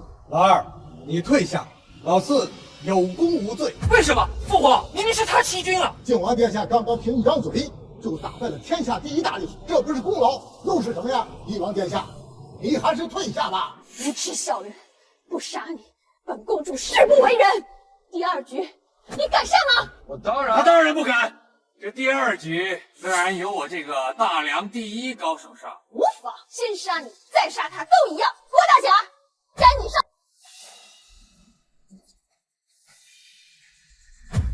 此人是谁？陛下，游侠郭解，武功盖世无双，此人杀人无数，从无万计。游侠郭解，我根本不是他的对手，这该怎么办？我不能认输，但我也不想死。老大，你怎么了？儿臣突然腹痛难耐，恐怕是无法出战了。来，赶紧去军营传令，谁要是能胜，赏万户侯。陛下，你大梁上下，没有人能胜得了他。子弟，你昨天不是很想上场吗？你上吧。这是让老四送死的好机会啊！一定要把他忽悠上去。我也想上啊，我也害怕打不过啊。哎，四弟，你足智多谋，肯定还能再创造奇迹的。真的吗？当然是真的，只要你成功了，太子之位非你莫属啊！我突然觉得肩膀有点酸。哎，来，三哥给捏捏肩，来，我这个背还有点疼。二哥再给你敲敲地。我这个腿呀，大哥。大哥给你揉腿。既然哥哥们都这么懂事，这一局我上了。死吧！老四手无缚鸡之力，这不是去送死吗？陛下请慢，靖王不是莽撞之人，说不定他又有什么计谋。报上名来，我郭解不杀无名之辈。大梁靖王，萧简是你。原来你就是那个废物皇子。我的剑乃海外韩杰所铸，吹毛断发，剑锋3尺3，重6斤4两。今日却要用来斩杀废物，真是暴殄天物。我的枪长9寸，金刚所铸，口径4厘米，100步之内力无虚发，专杀猎人。今日杀你，正得其所。你该死！我再教你个真理，反派死于官多，我只要出手，死定。废物小人，碎尸万段。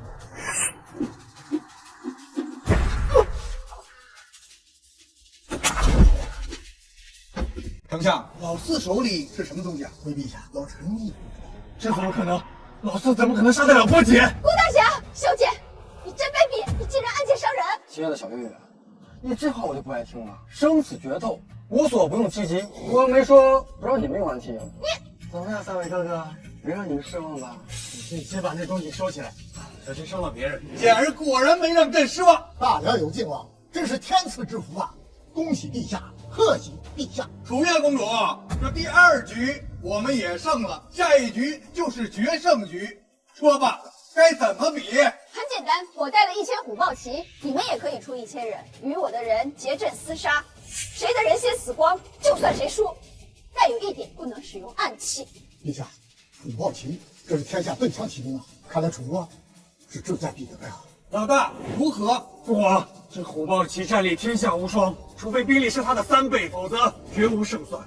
那你敢战吗？父皇要儿臣战，儿臣便战。只是此去，今后怕是就没有机会消停父皇了。老二，你呢？父皇，儿臣虽有死志，但力不从胆，怕是会误了大事啊。父皇，儿臣不上弓马，所以儿臣不敢。你们都是朕的好儿子，来呀，备朕的枪马，这要御驾亲征。父皇，你怎么不问儿臣呢？你做的已经足够好了，不让你用那个暗器，你就是自找死路。大梁还得靠你呀，还是父皇去吧。父皇，区区虎豹骑而已，我从来没有放到过眼里。我府上卫队定能战胜。你的王府卫队有骑兵多少？步兵多少？我王府卫队共100人，全是步兵，没有骑兵。1000骑兵对100步兵，你这是在拿鸡蛋碰石头吗？谁是鸡蛋，谁是石头，再碰我再说。传令黄天虎，杀光一切，来跪！丞相，这靖王的葫芦里卖的什么药？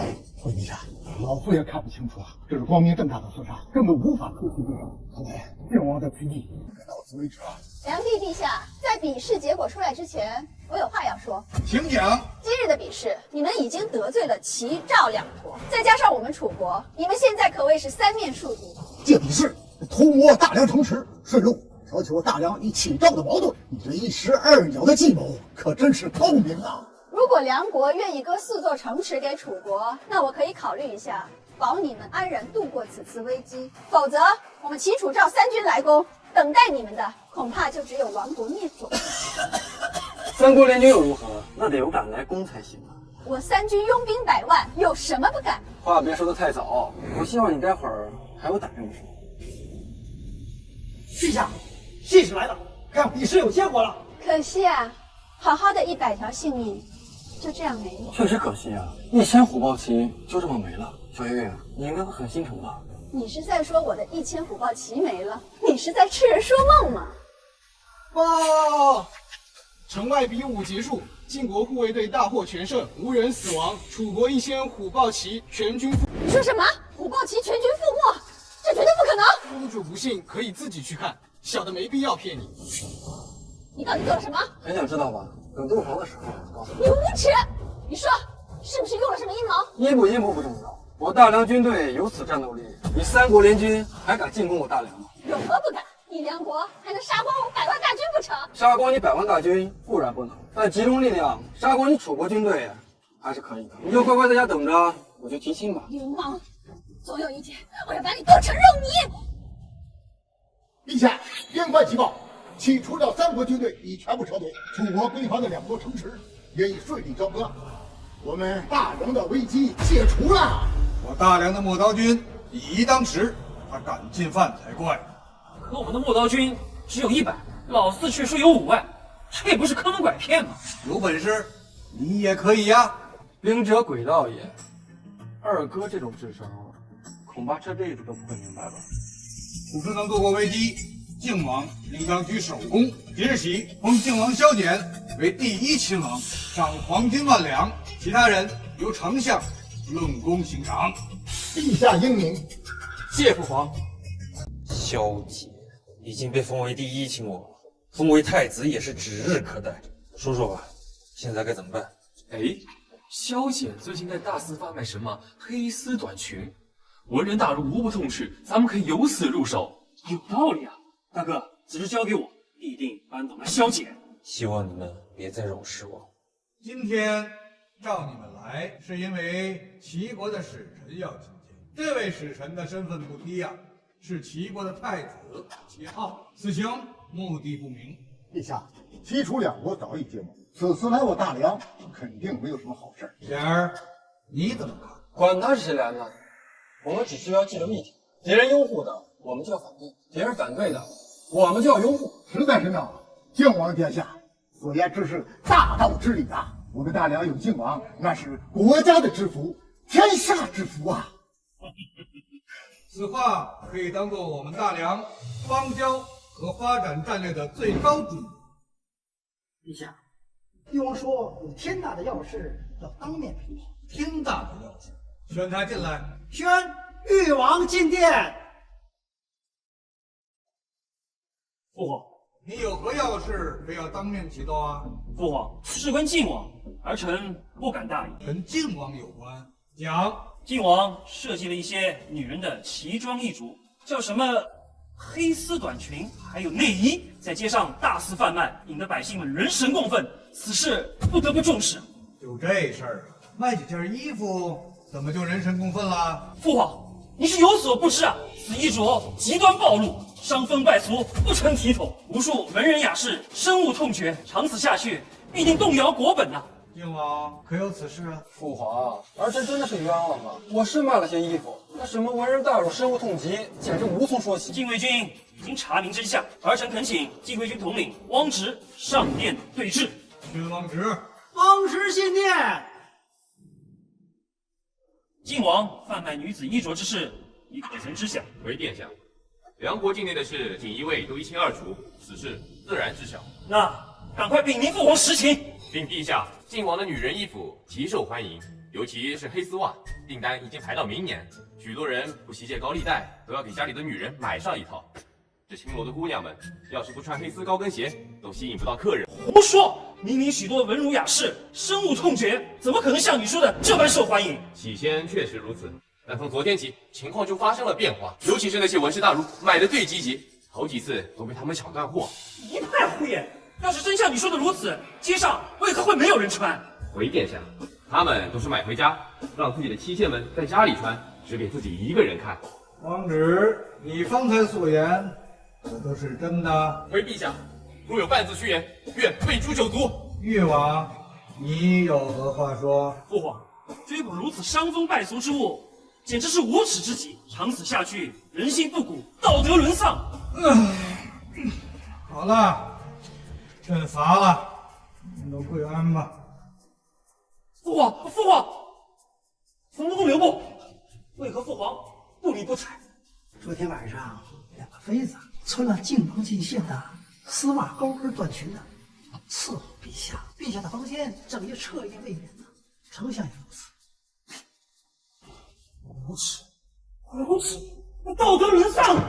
二哥，说不定等你体会到其中的奥秘，你会喜欢的更疯狂。你用这妖邪之物迷惑父皇，我要禀明皇后娘娘是你的大。我见你最好别去，万一皇后娘娘也很喜欢。不可能，皇后娘娘端庄娴熟，怎么可能喜欢这些伤风败俗之物？殿下，彩月，你不在皇后娘娘身边服侍，怎么会来到这里？回誉王殿下，奴婢奉皇后娘娘之命，请靖王殿下过去议事。议事？议什么事？回誉王殿下。皇后娘娘很喜欢靖王殿下设计的衣服，想请靖王殿下量身定制几套。你回去告诉皇后娘娘，我马上到。是，殿下。二哥，要不要一起去啊？行，这事没完，你给我等着。哎，我马上要亲自给皇后娘娘量体裁衣，我还有点紧张呢。殿下，楚国的楚月公主来了，说是要见你。楚月？我还没去找她呢，她自己送上门过来了。我有这么大魅力？殿下，她的身上全是杀气，还带着剑，怕是要谋杀亲夫啊！您还是别去了。怕什么？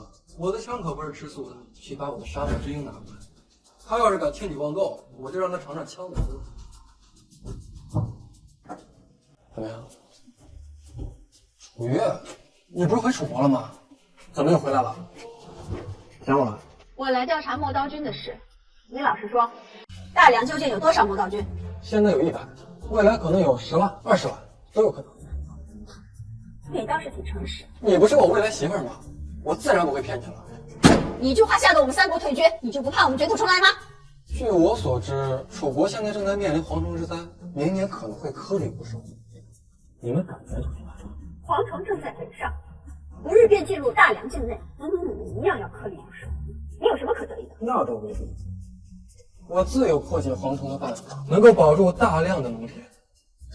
笑话，蝗虫是天灾，就算是神仙也救不了，就凭你。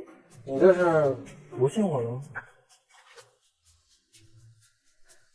我能一口气赋诗100首，创建出以一敌10的磨刀军，还能干掉天下第一游侠国杰，怎么就不可能有破解蝗虫之法呢？你真的有办法治蝗虫吗？快告诉我，无论提什么条件，我都答应。告诉你，可以啊。那你今天晚上你在这里。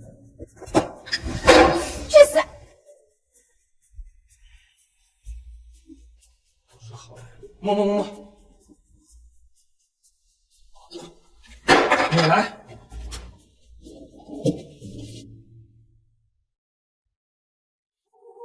公主，要不直接把萧简绑到楚国来，让他帮我们对付蝗虫？这是下策，不到万不得已不能用。蝗虫很快到达梁国，如果他真的有治蝗虫的办法，肯定会使出来，到时候我们偷学便是。蝗虫已然到达梁国，南方四周必然是颗粒无收，再加上之前的洪灾，一定有大量的灾民。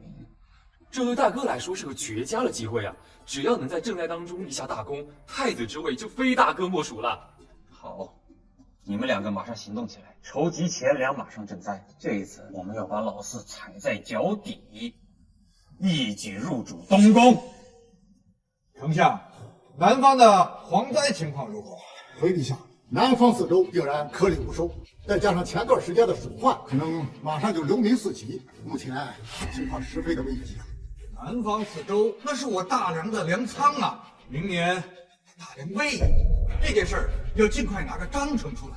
启禀父皇，儿臣早在数日前便开始筹备前方物资，不日将运往南方四。只要百姓不乱，局势便能稳住。这个是儿臣写的应对方略。哦，赶快呈上来。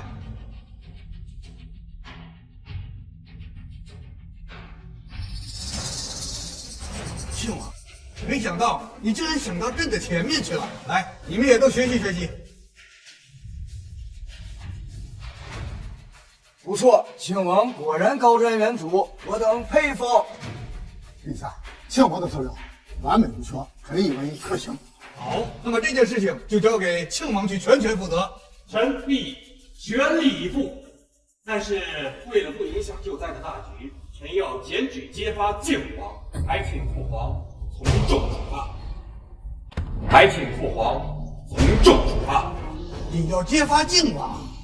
揭发他什么呀？靖王挥霍无度，借掌管军械司职权之便挪用军费，此事可真？儿臣敢用人头担保。这个逆子，把他给我圈来！宣靖王进殿。每次都是大清早的叫人来，你们这些古人都不喜欢睡觉吗参见父皇。咦，这今天氛围怎么有点不对啊？靖王，朝堂议事，你因何不来？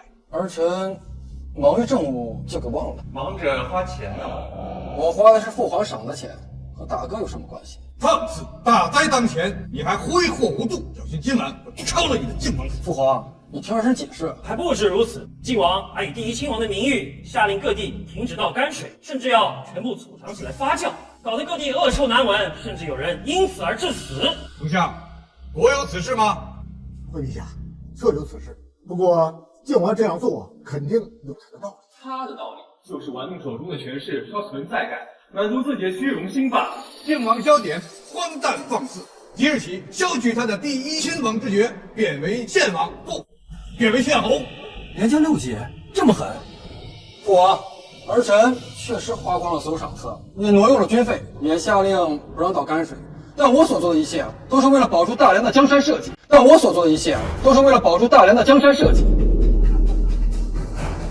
真是荒唐！2万两黄金，数万两军费，数日间便挥霍一空。你还说是为了大梁的江山社稷？我看你是想谋反！你到底把钱花到哪里去了？还能花去哪儿？以他的鸟性，飞鹰走兽般挥霍了呢。国难当头，还如此荒唐挥霍，真是看错他了。南方4省即将颗粒无收，你不思为国分忧，还如此挥霍无度，太让人失望了。陛下，靖王、靖侯既然这样做，可能确实有他的苦衷，咱不如听听他到底怎么说。走，快走，这可是最好的机会。父皇，儿臣所有的用度都用来对付蝗虫了。因为要确保计划的顺利进行，所以才瞒着所有人，暗中行动。蝗虫是天灾，你人力怎可靠呢？对付蝗虫有2种办法：一是吃，油炸爆炒铁板烧；二是防。我已经研究出一种用泔水发酵制作的生物农药，只要撒在庄稼上，蝗虫避之不及，还有可能会被毒死。幸亏曾经做过泔水发酵制作农药的课题研究，不然这事儿还真不好处理。哎，你脑子是不是有问题？这么恶心的东西竟然还能吃？要不您吃给大家看看，不过是吃死了，可别怪我。要不您吃给大家看看，不过是吃死了，可别怪我。荒唐！蝗虫怎么能吃呢？老四，你可不要胡闹！父皇，儿臣没有胡闹。来人，端上来。父皇，这蝗虫虫什么味儿的都可以做，总有一款适合你。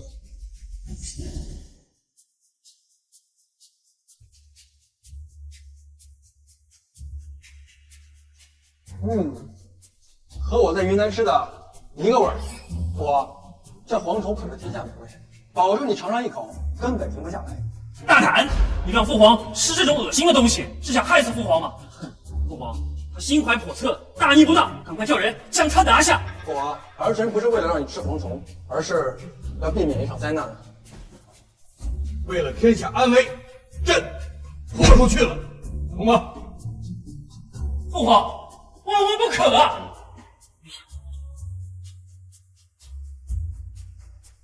父皇，赶快脱掉，龙体要紧。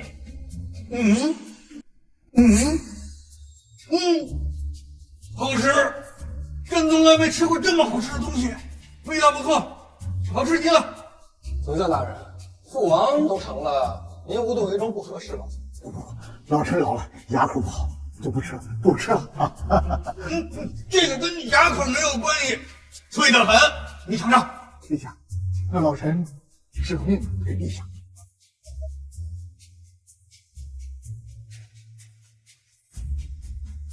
好吃，香，香啊！列位臣工，你们都尝尝。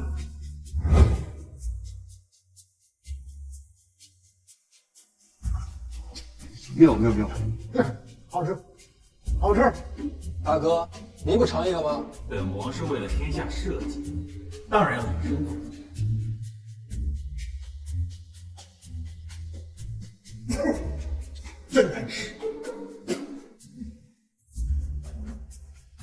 妙啊！哈哈哈哈哈哈！靖王居然能想出这种治蝗虫的办法，连赈灾的粮食都省了不少。不错，靖王奇思妙想，真的是居功至伟。就算蝗虫能吃，他挪用军费，这在大梁律法可是死罪。他挪用军费，这在大梁律法可是死罪。靖王，这个有什么要辩解的？父皇，那些银两用在收购蝗虫和制作喷洒农药的装备上，靠百姓吃肯定是吃不完的。我还发明了一种干保蝗虫的办法，能够将蝗虫制作成精粮，收购大量蝗虫，能够大量提高百姓捕捉蝗虫的积极性。靖王此举简直是旷世壮举，足以抵了这个挪用军费之罪。不，父皇，这只是他的一面之词，谁知道他收购的蝗虫是不是真能制成军粮？还有那个农药是不是真的有效？既然你们都收到消息了，那么锦衣卫那边应该也收到了。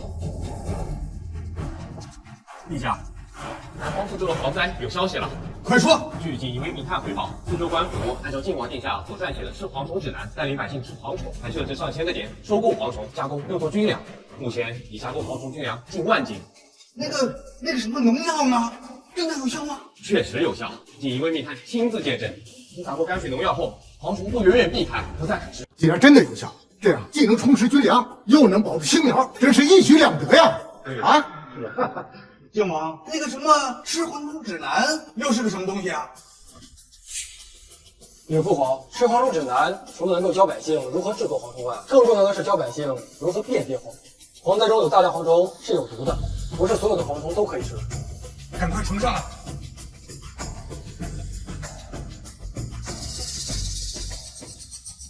没想到这小小的吃蝗虫居然还有这么多奥妙。可朕旨意，靖王治蝗虫有功，挪用军费一事不再追究，恢复他的第一亲王之前。谢父皇。陛下英明。小安子，你在门口守着，我要回去回笼觉。楚月，你怎么进来的？你真的有办法治蝗虫吗？当然了，而且效果很好。楚月，我虽然真想娶你，但是你今天有点主动，我有点慌了。我想知道治蝗虫的办法，你说过的，只要陪你睡，你就会告诉我。我本想等着偷学，但楚国已经等不起。楚国现在已经来不及了，我的办法需要事先做好充足的准备。楚国已经晚了。你明知道治蝗虫的办法，你为什么不说？你就眼睁睁看着楚国的百姓遭受蝗灾，你的良心不会痛吗？见死不救，你这图杀人有何两样？我是梁国的皇子，又不是你们楚国的，我为什么要告诉你们楚国？姑爷，你若真心实意想嫁给我的话，明年楚国的蝗灾，我有办法帮你们解决。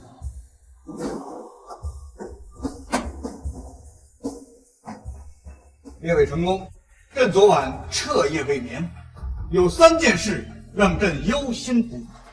不知父皇为何事忧虑，儿臣愿为父皇分忧。让朕忧虑的3件事，这一，南方的青苗虽然保住了，可是之前的洪水让无数人流离失所，这赈灾之事已经刻不容缓。这二，虽然齐、楚、赵3国退兵了，可那魏国5000铁骑虎视眈眈。这三，齐国的使臣已入境半月有余，他要在我梁国的盐煮酒成，这个价格是我梁国万万不能承受。老大、老四，这赈灾之事你们可各选2州，其余事自己看着办吧。朕老了，是该考虑梁国的未来了。父皇，儿臣定然不会让您失望。太子，我竟然真的可能要当上太子了。父皇，儿臣定当竭尽全力为您分忧。好了，丞相留下，你们都下去吧。是。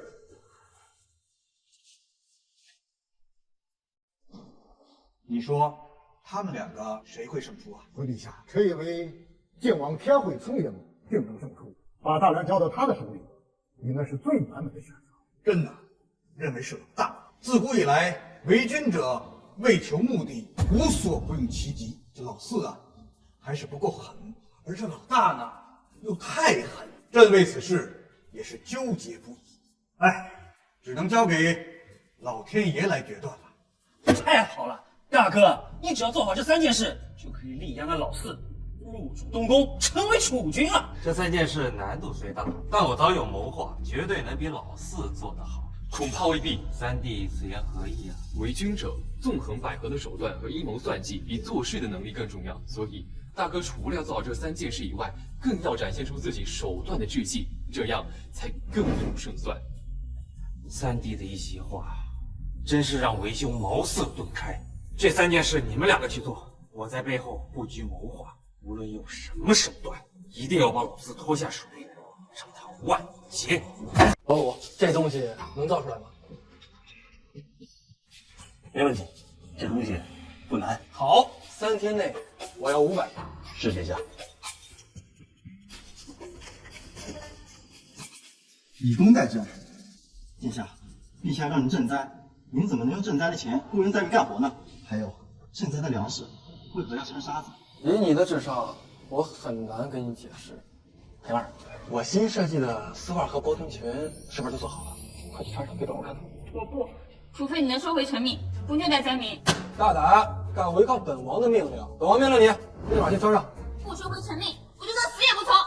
你反了你了！ 女人不能惯，一惯就出毛病。你笑干啥呀？快去啊！图纸，图纸。启禀父皇，经过数日的谈判，齐国已经同意只涨价2成，而对其他的国家，他们依旧是涨价5成。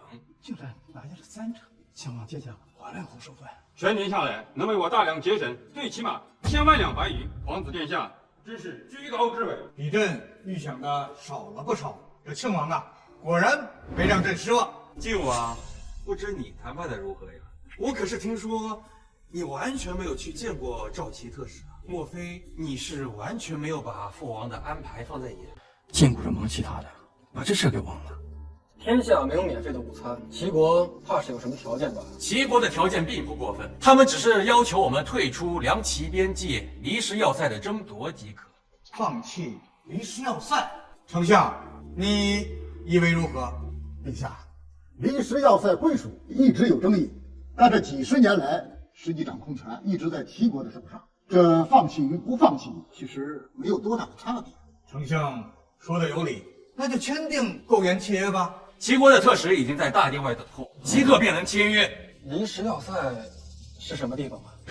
你整天只知道鼓捣一些女人的东西，不知道离石要塞并不局外。父皇，靖王整日只知道纵情享乐，对你安排的3件事不闻不问，根本就没有把你的圣旨放在眼里，必须严惩啊！靖王，你又如何辩解？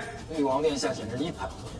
儿臣早在2个月前就已经有了购盐之法。笑，2个月前齐国还没有提出涨价，你何来的谋划？我这叫居安思危，高瞻远瞩。我跟你说了，你也不懂。那你说说，你有什么谋划？从毒盐中提炼细盐，彻底摆脱对齐国食盐的依赖。荒唐呀，荒唐！毒盐一吃必死，你还从中提炼出细盐，数百年间，全天下的盐都依赖齐国，你想摆脱，简直就是天方夜谭。万一惹怒了齐国，后果不堪设想。你做不出来，不代表我提炼不出来呀。你怎么能拿你和我比呢？父王，提炼之法，儿臣已经完成。御膳房李怀可以作证。李怀，宣李怀进殿。李怀自弟意图蒙骗陛下，说是能从毒盐中提炼出细盐，你还不快快揭穿他！回陛下，靖王殿下所言句句属实，而且还把提炼之法交给了小的。齐国的细盐供应不及，今日御膳房所用之细盐，便是小的从毒盐之中提炼出来。呈上来。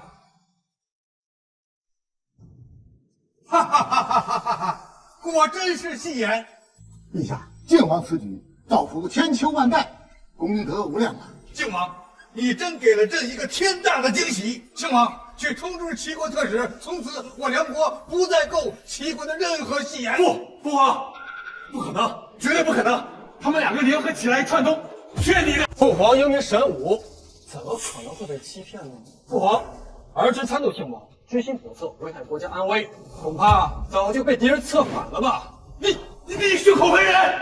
一寸山河一寸血，一抔热土一抔魂。你动不动就将本属于梁国的离氏要塞拱手相让，你这不是通敌叛国？是什么？我没有啊！父皇，我怎么可能啊！陛下，靖王之言，朕的法可，老臣也支持割让离氏要塞，现在细入刀绞，内疚之至，请陛下责罚。你也不要说你如此，朕何尝不是如此？活了大半辈子，朕今日受教了。父皇，您无需自责，不是您的错，您只需要惩罚大哥就行。儿臣知错了，儿臣知错了。起来吧，把你们手上的事情做好即可，其他的事以后再说。可恶，太可恶了！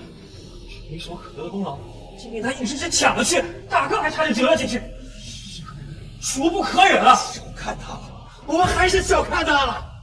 说我以前，小姐简直就是一条毒蛇，不叫人则已，一有人致命的那种。所以我下次出手必须要慎重，不出手则已，出手就必定是杀招，让他永无翻身余。小安子，今儿天气好，把平儿叫来，来给本王吹箫。今儿我想听《笑傲江湖》。殿下，平儿说了，你一次不收回成命，虐待灾民，他就一次不理你。我也会吹箫，让我来。你会吹箫？这小的骗子敢违抗本王的命令，看我不打了你的屁股！殿下，你还是先别打平儿的屁股，你要是再不过去，楚月公主的屁股都快被齐国特使打开花了。小月怎么了？齐国特使这几天经常去驿站找楚月公主，各种威逼利诱的，就是想占她的便宜啊！齐国特使敢动我的女人，我让他后悔！殿下，你去哪儿？找齐国特使。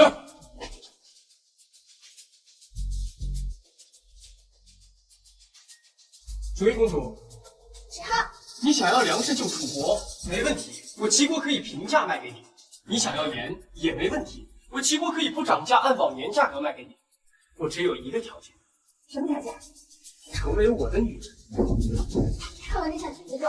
本王已经很自重了，本王要是不自重，早就把你强行拉上床，又何须等到今日？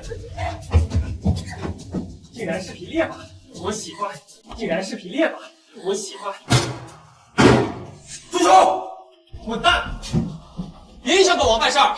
敢在我大连的地盘上调戏良家妇女，找死！你给我坐下！我是齐国康王未来的太子。齐国康王，我让你齐国康王！齐国康王！小杰，你别打他了，你给他打出个好歹来，后果你承担不起的。好啊你，楚月，原来你们是一伙的！我命令你马上杀了他，不然的话，你们楚国别想得到齐国的半斤盐。走吧，别在这里听了。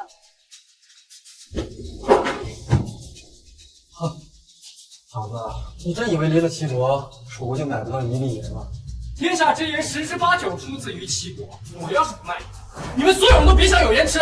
你这话威胁别人还行，你威胁我萧姐，门都没有。萧姐，萧姐是个什么东西？萧姐，你就是萧姐？对，我就是那个能从毒盐中提炼出细盐的萧姐。你们齐国靠着制盐，烤着天下人脖子的日子。你真的能从毒盐矿里提炼细盐？当然，要不然我们两国怎么会买齐国的盐呢？好啊，你齐好，怨不得你愿意站在那里。原来是你齐国的盐卖不出去了。滚！你的盐打算多少钱卖给我？那要看你表现了，表现好的话，自然可以开始。现在呢7折。我想要5折。那你今天晚上来帮暖房？算了，那还是7折。我觉得7折已经够甜了。大哥，我查到一个关键情报，是关于陌刀军的，就算不能扳倒老四，也足够他喝上一壶。好，咱们马上入宫。王公公，又有什么事儿啊？父皇那么着急把我找过来。老奴不知啊，殿下您还是快点。陛下脸色不好，哎，这回不是因为别的事儿，屈辱是你给气的。我不应该呀，我最近也没犯什么事儿啊。我去，父皇这么大意。靖王，你的陌刀军训练如何？禀父皇，陌刀军的训练一切正常，不日将会成为无敌强军。没错。论养猪燕猪，你们的确是天下无敌。什么意思？当傻子。行，那就由我来报信。你摊上事儿，摊上大事儿；你摊上事儿，摊上大事儿。父王，陌刀军不专心练兵，反而在钻研什么养猪技术。特别是陌刀军的主将黄天虎，到处在讲授什么母猪的产后护理，这成何体统？成何体统啊！而且他们还竟然到处传授什么阉猪技术，猪好端端的活着，竟然把它给阉了，是可忍，孰不可忍！是，就是，太残忍了。我还以为是什么大事呢，就这破事儿。我亲爱的三哥，您是觉得阉猪残忍是吗？当然，简直惨无人道。哦，不是猪道，长此以往，必定会被天下人所不齿。那么阉人就不残忍吗？洪公公，您觉得呢？老奴是能够护持陛下，这怎么叫做残忍呢？老三，你就是为了这事儿来和靖王是吗？不，父皇，我们的意思是，老四训练陌刀军不力，用养猪这种荒唐事把陌刀军引入歧途，居心叵测。我们有理由怀疑他已经被敌人策反，请父皇即刻捉拿他下狱。好啊，既然学会我栽赃的精髓了。谁说阉猪荒唐了？阉猪不但能够使猪温顺，还够容易长肉，吃起来还没有腥味儿。提高养猪的技术，能够保证军队天天有肉吃。不吃肉，如何带兵打仗？更重要的是，还能够建立父皇的丰功伟绩。哦，老四，你详细说。老四，你详细说说。父皇，如果我的养猪技术能够得到广泛的应用，那么就大大提高养猪的产量，大大降低猪肉的价格，猪肉没了鲜味儿，也就成了优等肉。到时候百姓都能吃肉，岂不感谢父皇的恩德？这天下人人能食肉，若真能实现，我们陛下的功德将超过以往的所有圣人。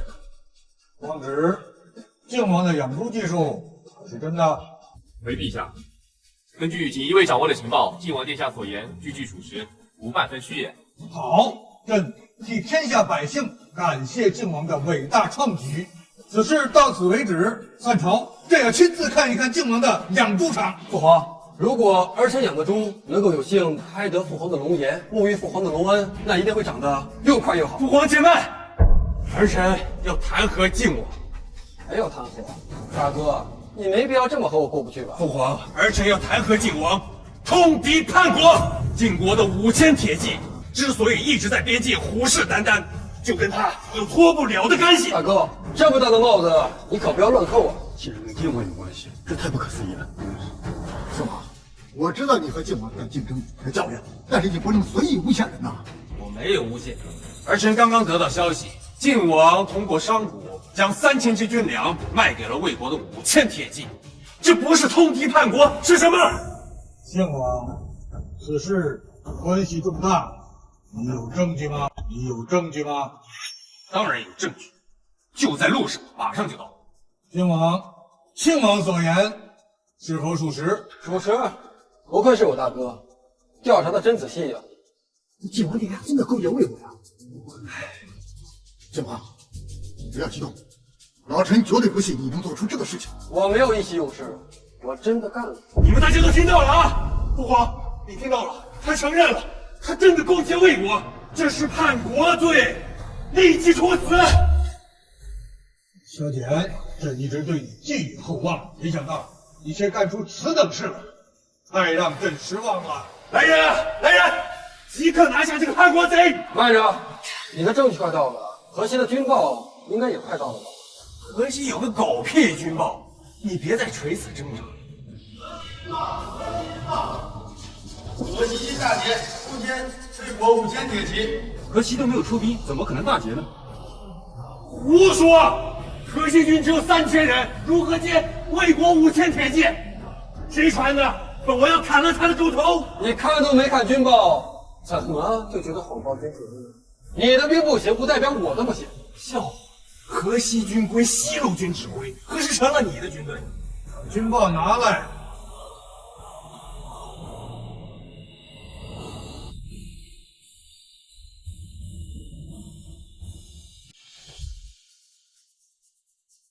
好，好，太好了！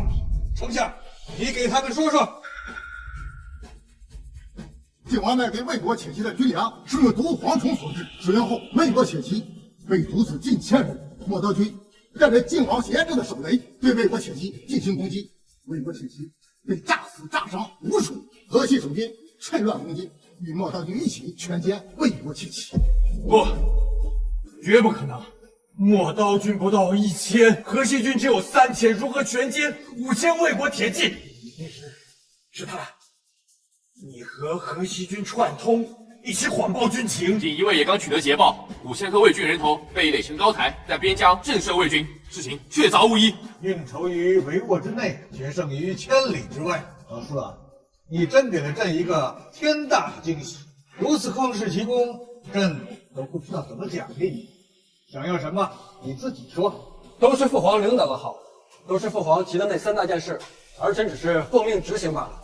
那就先不讲，等到3件大事办完以后，一定奖励。现在就剩下赈灾，朕希望你再给朕一个惊喜。3件大事，萧雨已经完成了2件，就算我们赈灾做得再好，也是赢不了他。未必，现在做什么事情都不重要，但是只要我们抓到他的把柄，把他彻底打压下去，到时候父皇就只能选择大哥入主东宫。靖王，你着急召开朝会，所为何事啊？禀父皇，儿臣要弹劾靖王3宗罪。你又弹劾我了，大哥，你都弹劾我多少次了？能不能换点新意呀？放心，这是最后一次，一切都要结束。 3宗罪，说说看。父皇，这第1宗罪就是贪污赈灾钱粮，第2宗罪也和赈灾有关，就是虐待灾民，导致天怒人怨，差点激起民变。大哥，你这是危言耸听啊！你忘了你前几次也是这么说的吗？后来都被啪啪打脸了。这次是例外，贪污赈灾钱粮，虐待灾民，激起民变。 这道都是大罪。接着说，臣刚刚查明，晋王在赈灾的粮食中掺入了大量的泥沙，他名义上有10万斤粮食，但是实际上只有8万斤，整整贪污了2万斤粮食。竟然往米汤里掺沙，这太过分了！太过分了呀！那虐待灾民又是怎么一回事啊？虐待灾民又是怎么一回事啊？禀父皇，您下旨拨钱粮赈灾。 但是他靖王却要求那些灾民做苦力才能得到钱粮，这不是虐待灾民是什么？差点搞得天怒人怨，激起民变。这些情况，锦衣卫应该也早已查明了。不错，庆王所说之事，锦衣卫确实都掌握。你既已掌握，为何不如实禀报？莫非你锦衣卫早已被靖王收买？哼，想要谋反不成？大哥，你就别再乱扣帽子。王统领肯定是给父皇已经禀报过了，只是父皇觉得我做的是对的，不予追究罢了。哼，笑话！你若是对的，全天下就没有错事了。父皇爱民如子，但可惜现在您的一世英名就要被他给毁了呀！父皇说的对，朕确实是认为他做的对的，丞相也是这么认为。父皇，你老糊涂了呀！他动摇国本，放肆！父皇，儿臣失言，儿臣不明白。丞相啊，你给他说说。陛下，每次赈灾开幕之事都不可避免，到了灾民手里的粮食也只不过剩下了5、6成。这往粮食里边掺泥沙，各级官员因为嫌弃就不会再开幕。据锦衣卫调查，此次由靖王负责的粮米都全部发放到了灾民手里，而义王负责的只发放了5成。丞相，你们这是强词夺理。他掺了泥沙，百姓怎么吃？他掺了泥沙，百姓怎么吃？粮食里掺了泥沙，老百姓照样可以吃，但是那些贪官污吏却吃不下。这正是靖王殿下的大智慧，老夫实在是佩服。至于让百姓们做苦力换粮钱，那是以工代赈，这也是靖王殿下的旷世之举呀！本王不服，明明是虐待百姓，怎么还成了旷世创举？这同样的方式，单靠赈灾只能救百姓的命，这样的话，不但能救了百姓的命，还能避免他们的惰性。至于兴建工程，最受益的还是百姓，这难道不是旷世之举吗？的确如此，靖王大才，不错，此次创举真是让人拍案叫绝啊！靖王的才智真不如意，他足以为朕师。完了，那不是说了？大哥别急，我们还有最后一个机会，定然能反戈一击。多谢父皇，多谢丞相，多谢大臣，多谢你们的肯定。只是我也是站在巨人的肩膀上，不敢鞠躬。但是大哥的脸色现在有点难看，不知道是不是身体不舒服。哦，对了，您说我有3宗罪，您只说了2宗，最后1宗呢？当然有，你先别得意，这最后一罪，我看你不死。还是这么自信？前2宗的时候你也是这么自信，我还是被啪啪打脸。这最后一罪，关乎梁国存亡，就是神仙下来也救不得你，就是神仙下来也救不得你。这第3宗罪为何？你快说。父皇，儿臣上午刚刚得到情报，齐国起30万大军进攻我梁国，原因就是萧简殴打齐国特使齐浩。齐国扬言必须处死萧简才可退兵，否则就要亡我大梁。齐国的国书就在路上，不日即到。30万大军，我大梁威严，齐国强大，我大梁根本不是对手。靖王殿下太冲动了。30万大军，真有此事吗？陛下，锦衣卫刚传来消息，的确如亲王所言，齐国已经出兵了。这齐国素来强大，应该如何应对？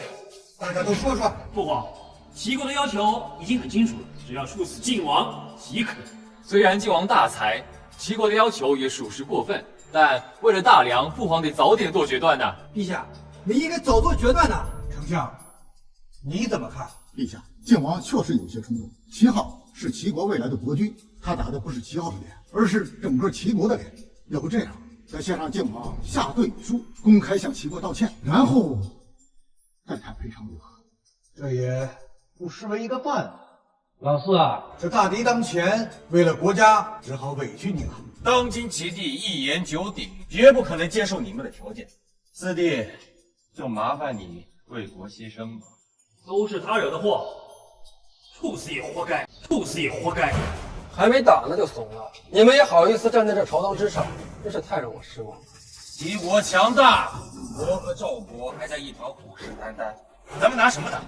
朕知道你委屈，但是这梁国和齐国一旦开战，楚赵魏3国必然不会做事，到时候就是4国伐梁。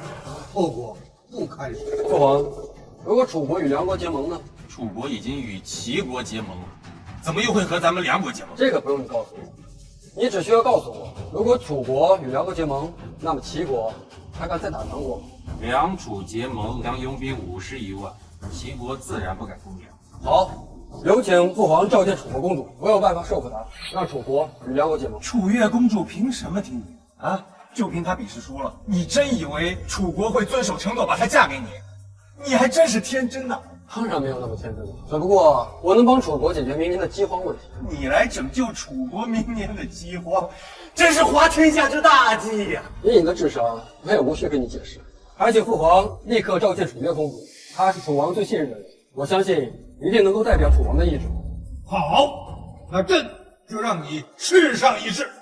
楚国使人见面。梁帝陛下这么急着召楚越来，有何好事啊？我梁国欲与楚国结盟，特召见公主一起来商议。齐国起兵30万攻打梁国，梁国此刻又欲与楚国结盟，梁帝陛下这是要拉楚国下水，是拿楚国当傻子吗？公主误会了，此事与父皇无关，是晋王扬言说是能让公主同意梁楚结盟。哼，也不知道他是哪来的自信。倘若是别人的话，本公主根本不有事，但是晋王的话，本公主倒是想听一听。多谢小月月给我面子。之前对你说过，楚国面临蝗灾，明年庄稼将颗粒无收，遇到大饥荒，而我可以帮楚国解决此事。你这是在开玩笑吗？我很认真啊。你们自己都没有富裕的粮食，拿什么救济楚国？蝗灾、洪灾对梁国的影响也不小，半点粮食也不可能给楚国。没错，陛下，咱们大梁自己粮食都不够吃，不能给楚国啊。老四，要以梁与楚结盟，朕也不会同意。朕不能为了屁股下的这张龙椅，眼看着百姓饿死。父皇放心，拯救楚国的危机不需要用到梁国的半点粮食，只需要一张纸足矣。一张纸就是黄金做的，又有何用？晋王殿下，你是在戏耍本公主吗？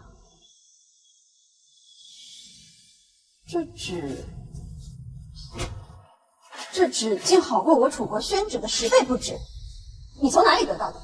我自己发明的。你发明的？当然，这张纸的制作流程十分简单，而成本只有楚国宣纸的1/10，售价可以卖到楚国宣纸的数10倍，而制作原料只需要用楚国常见的芦苇即可。幸亏前世深入研究过造纸术，不然今天这事就难办了。你说的可都是真的？当然，只要楚国同意与梁国结盟，我就即刻把说明书交给你。宣纸是楚国的经济命脉，到时候用我的造纸术，楚国能多赚上数10倍，还愁买不到粮食吗？那倘若我要是不答应，你就会自己造纸，就彻底断了我楚国的经济命脉。小月，还要说的那么直接吗？楚越公主，千万别信他的鬼话，他一定是骗你。大哥说的没错，我也从未听闻过天下有如此之神奇造纸之术，定是欺人的，定是欺人的。证明给我看。我在府中设了个小作坊，我可以带你去看。好，行。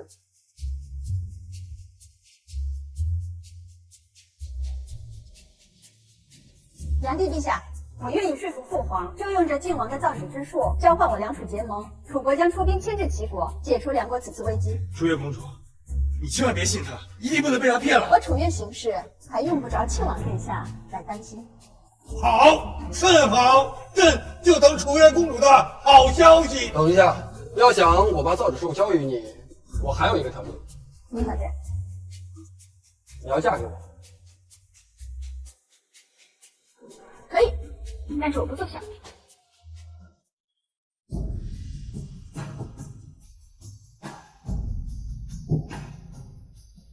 楚越公主，从即刻起，我梁国和楚国就是盟友了，一荣俱荣，一损俱损啊！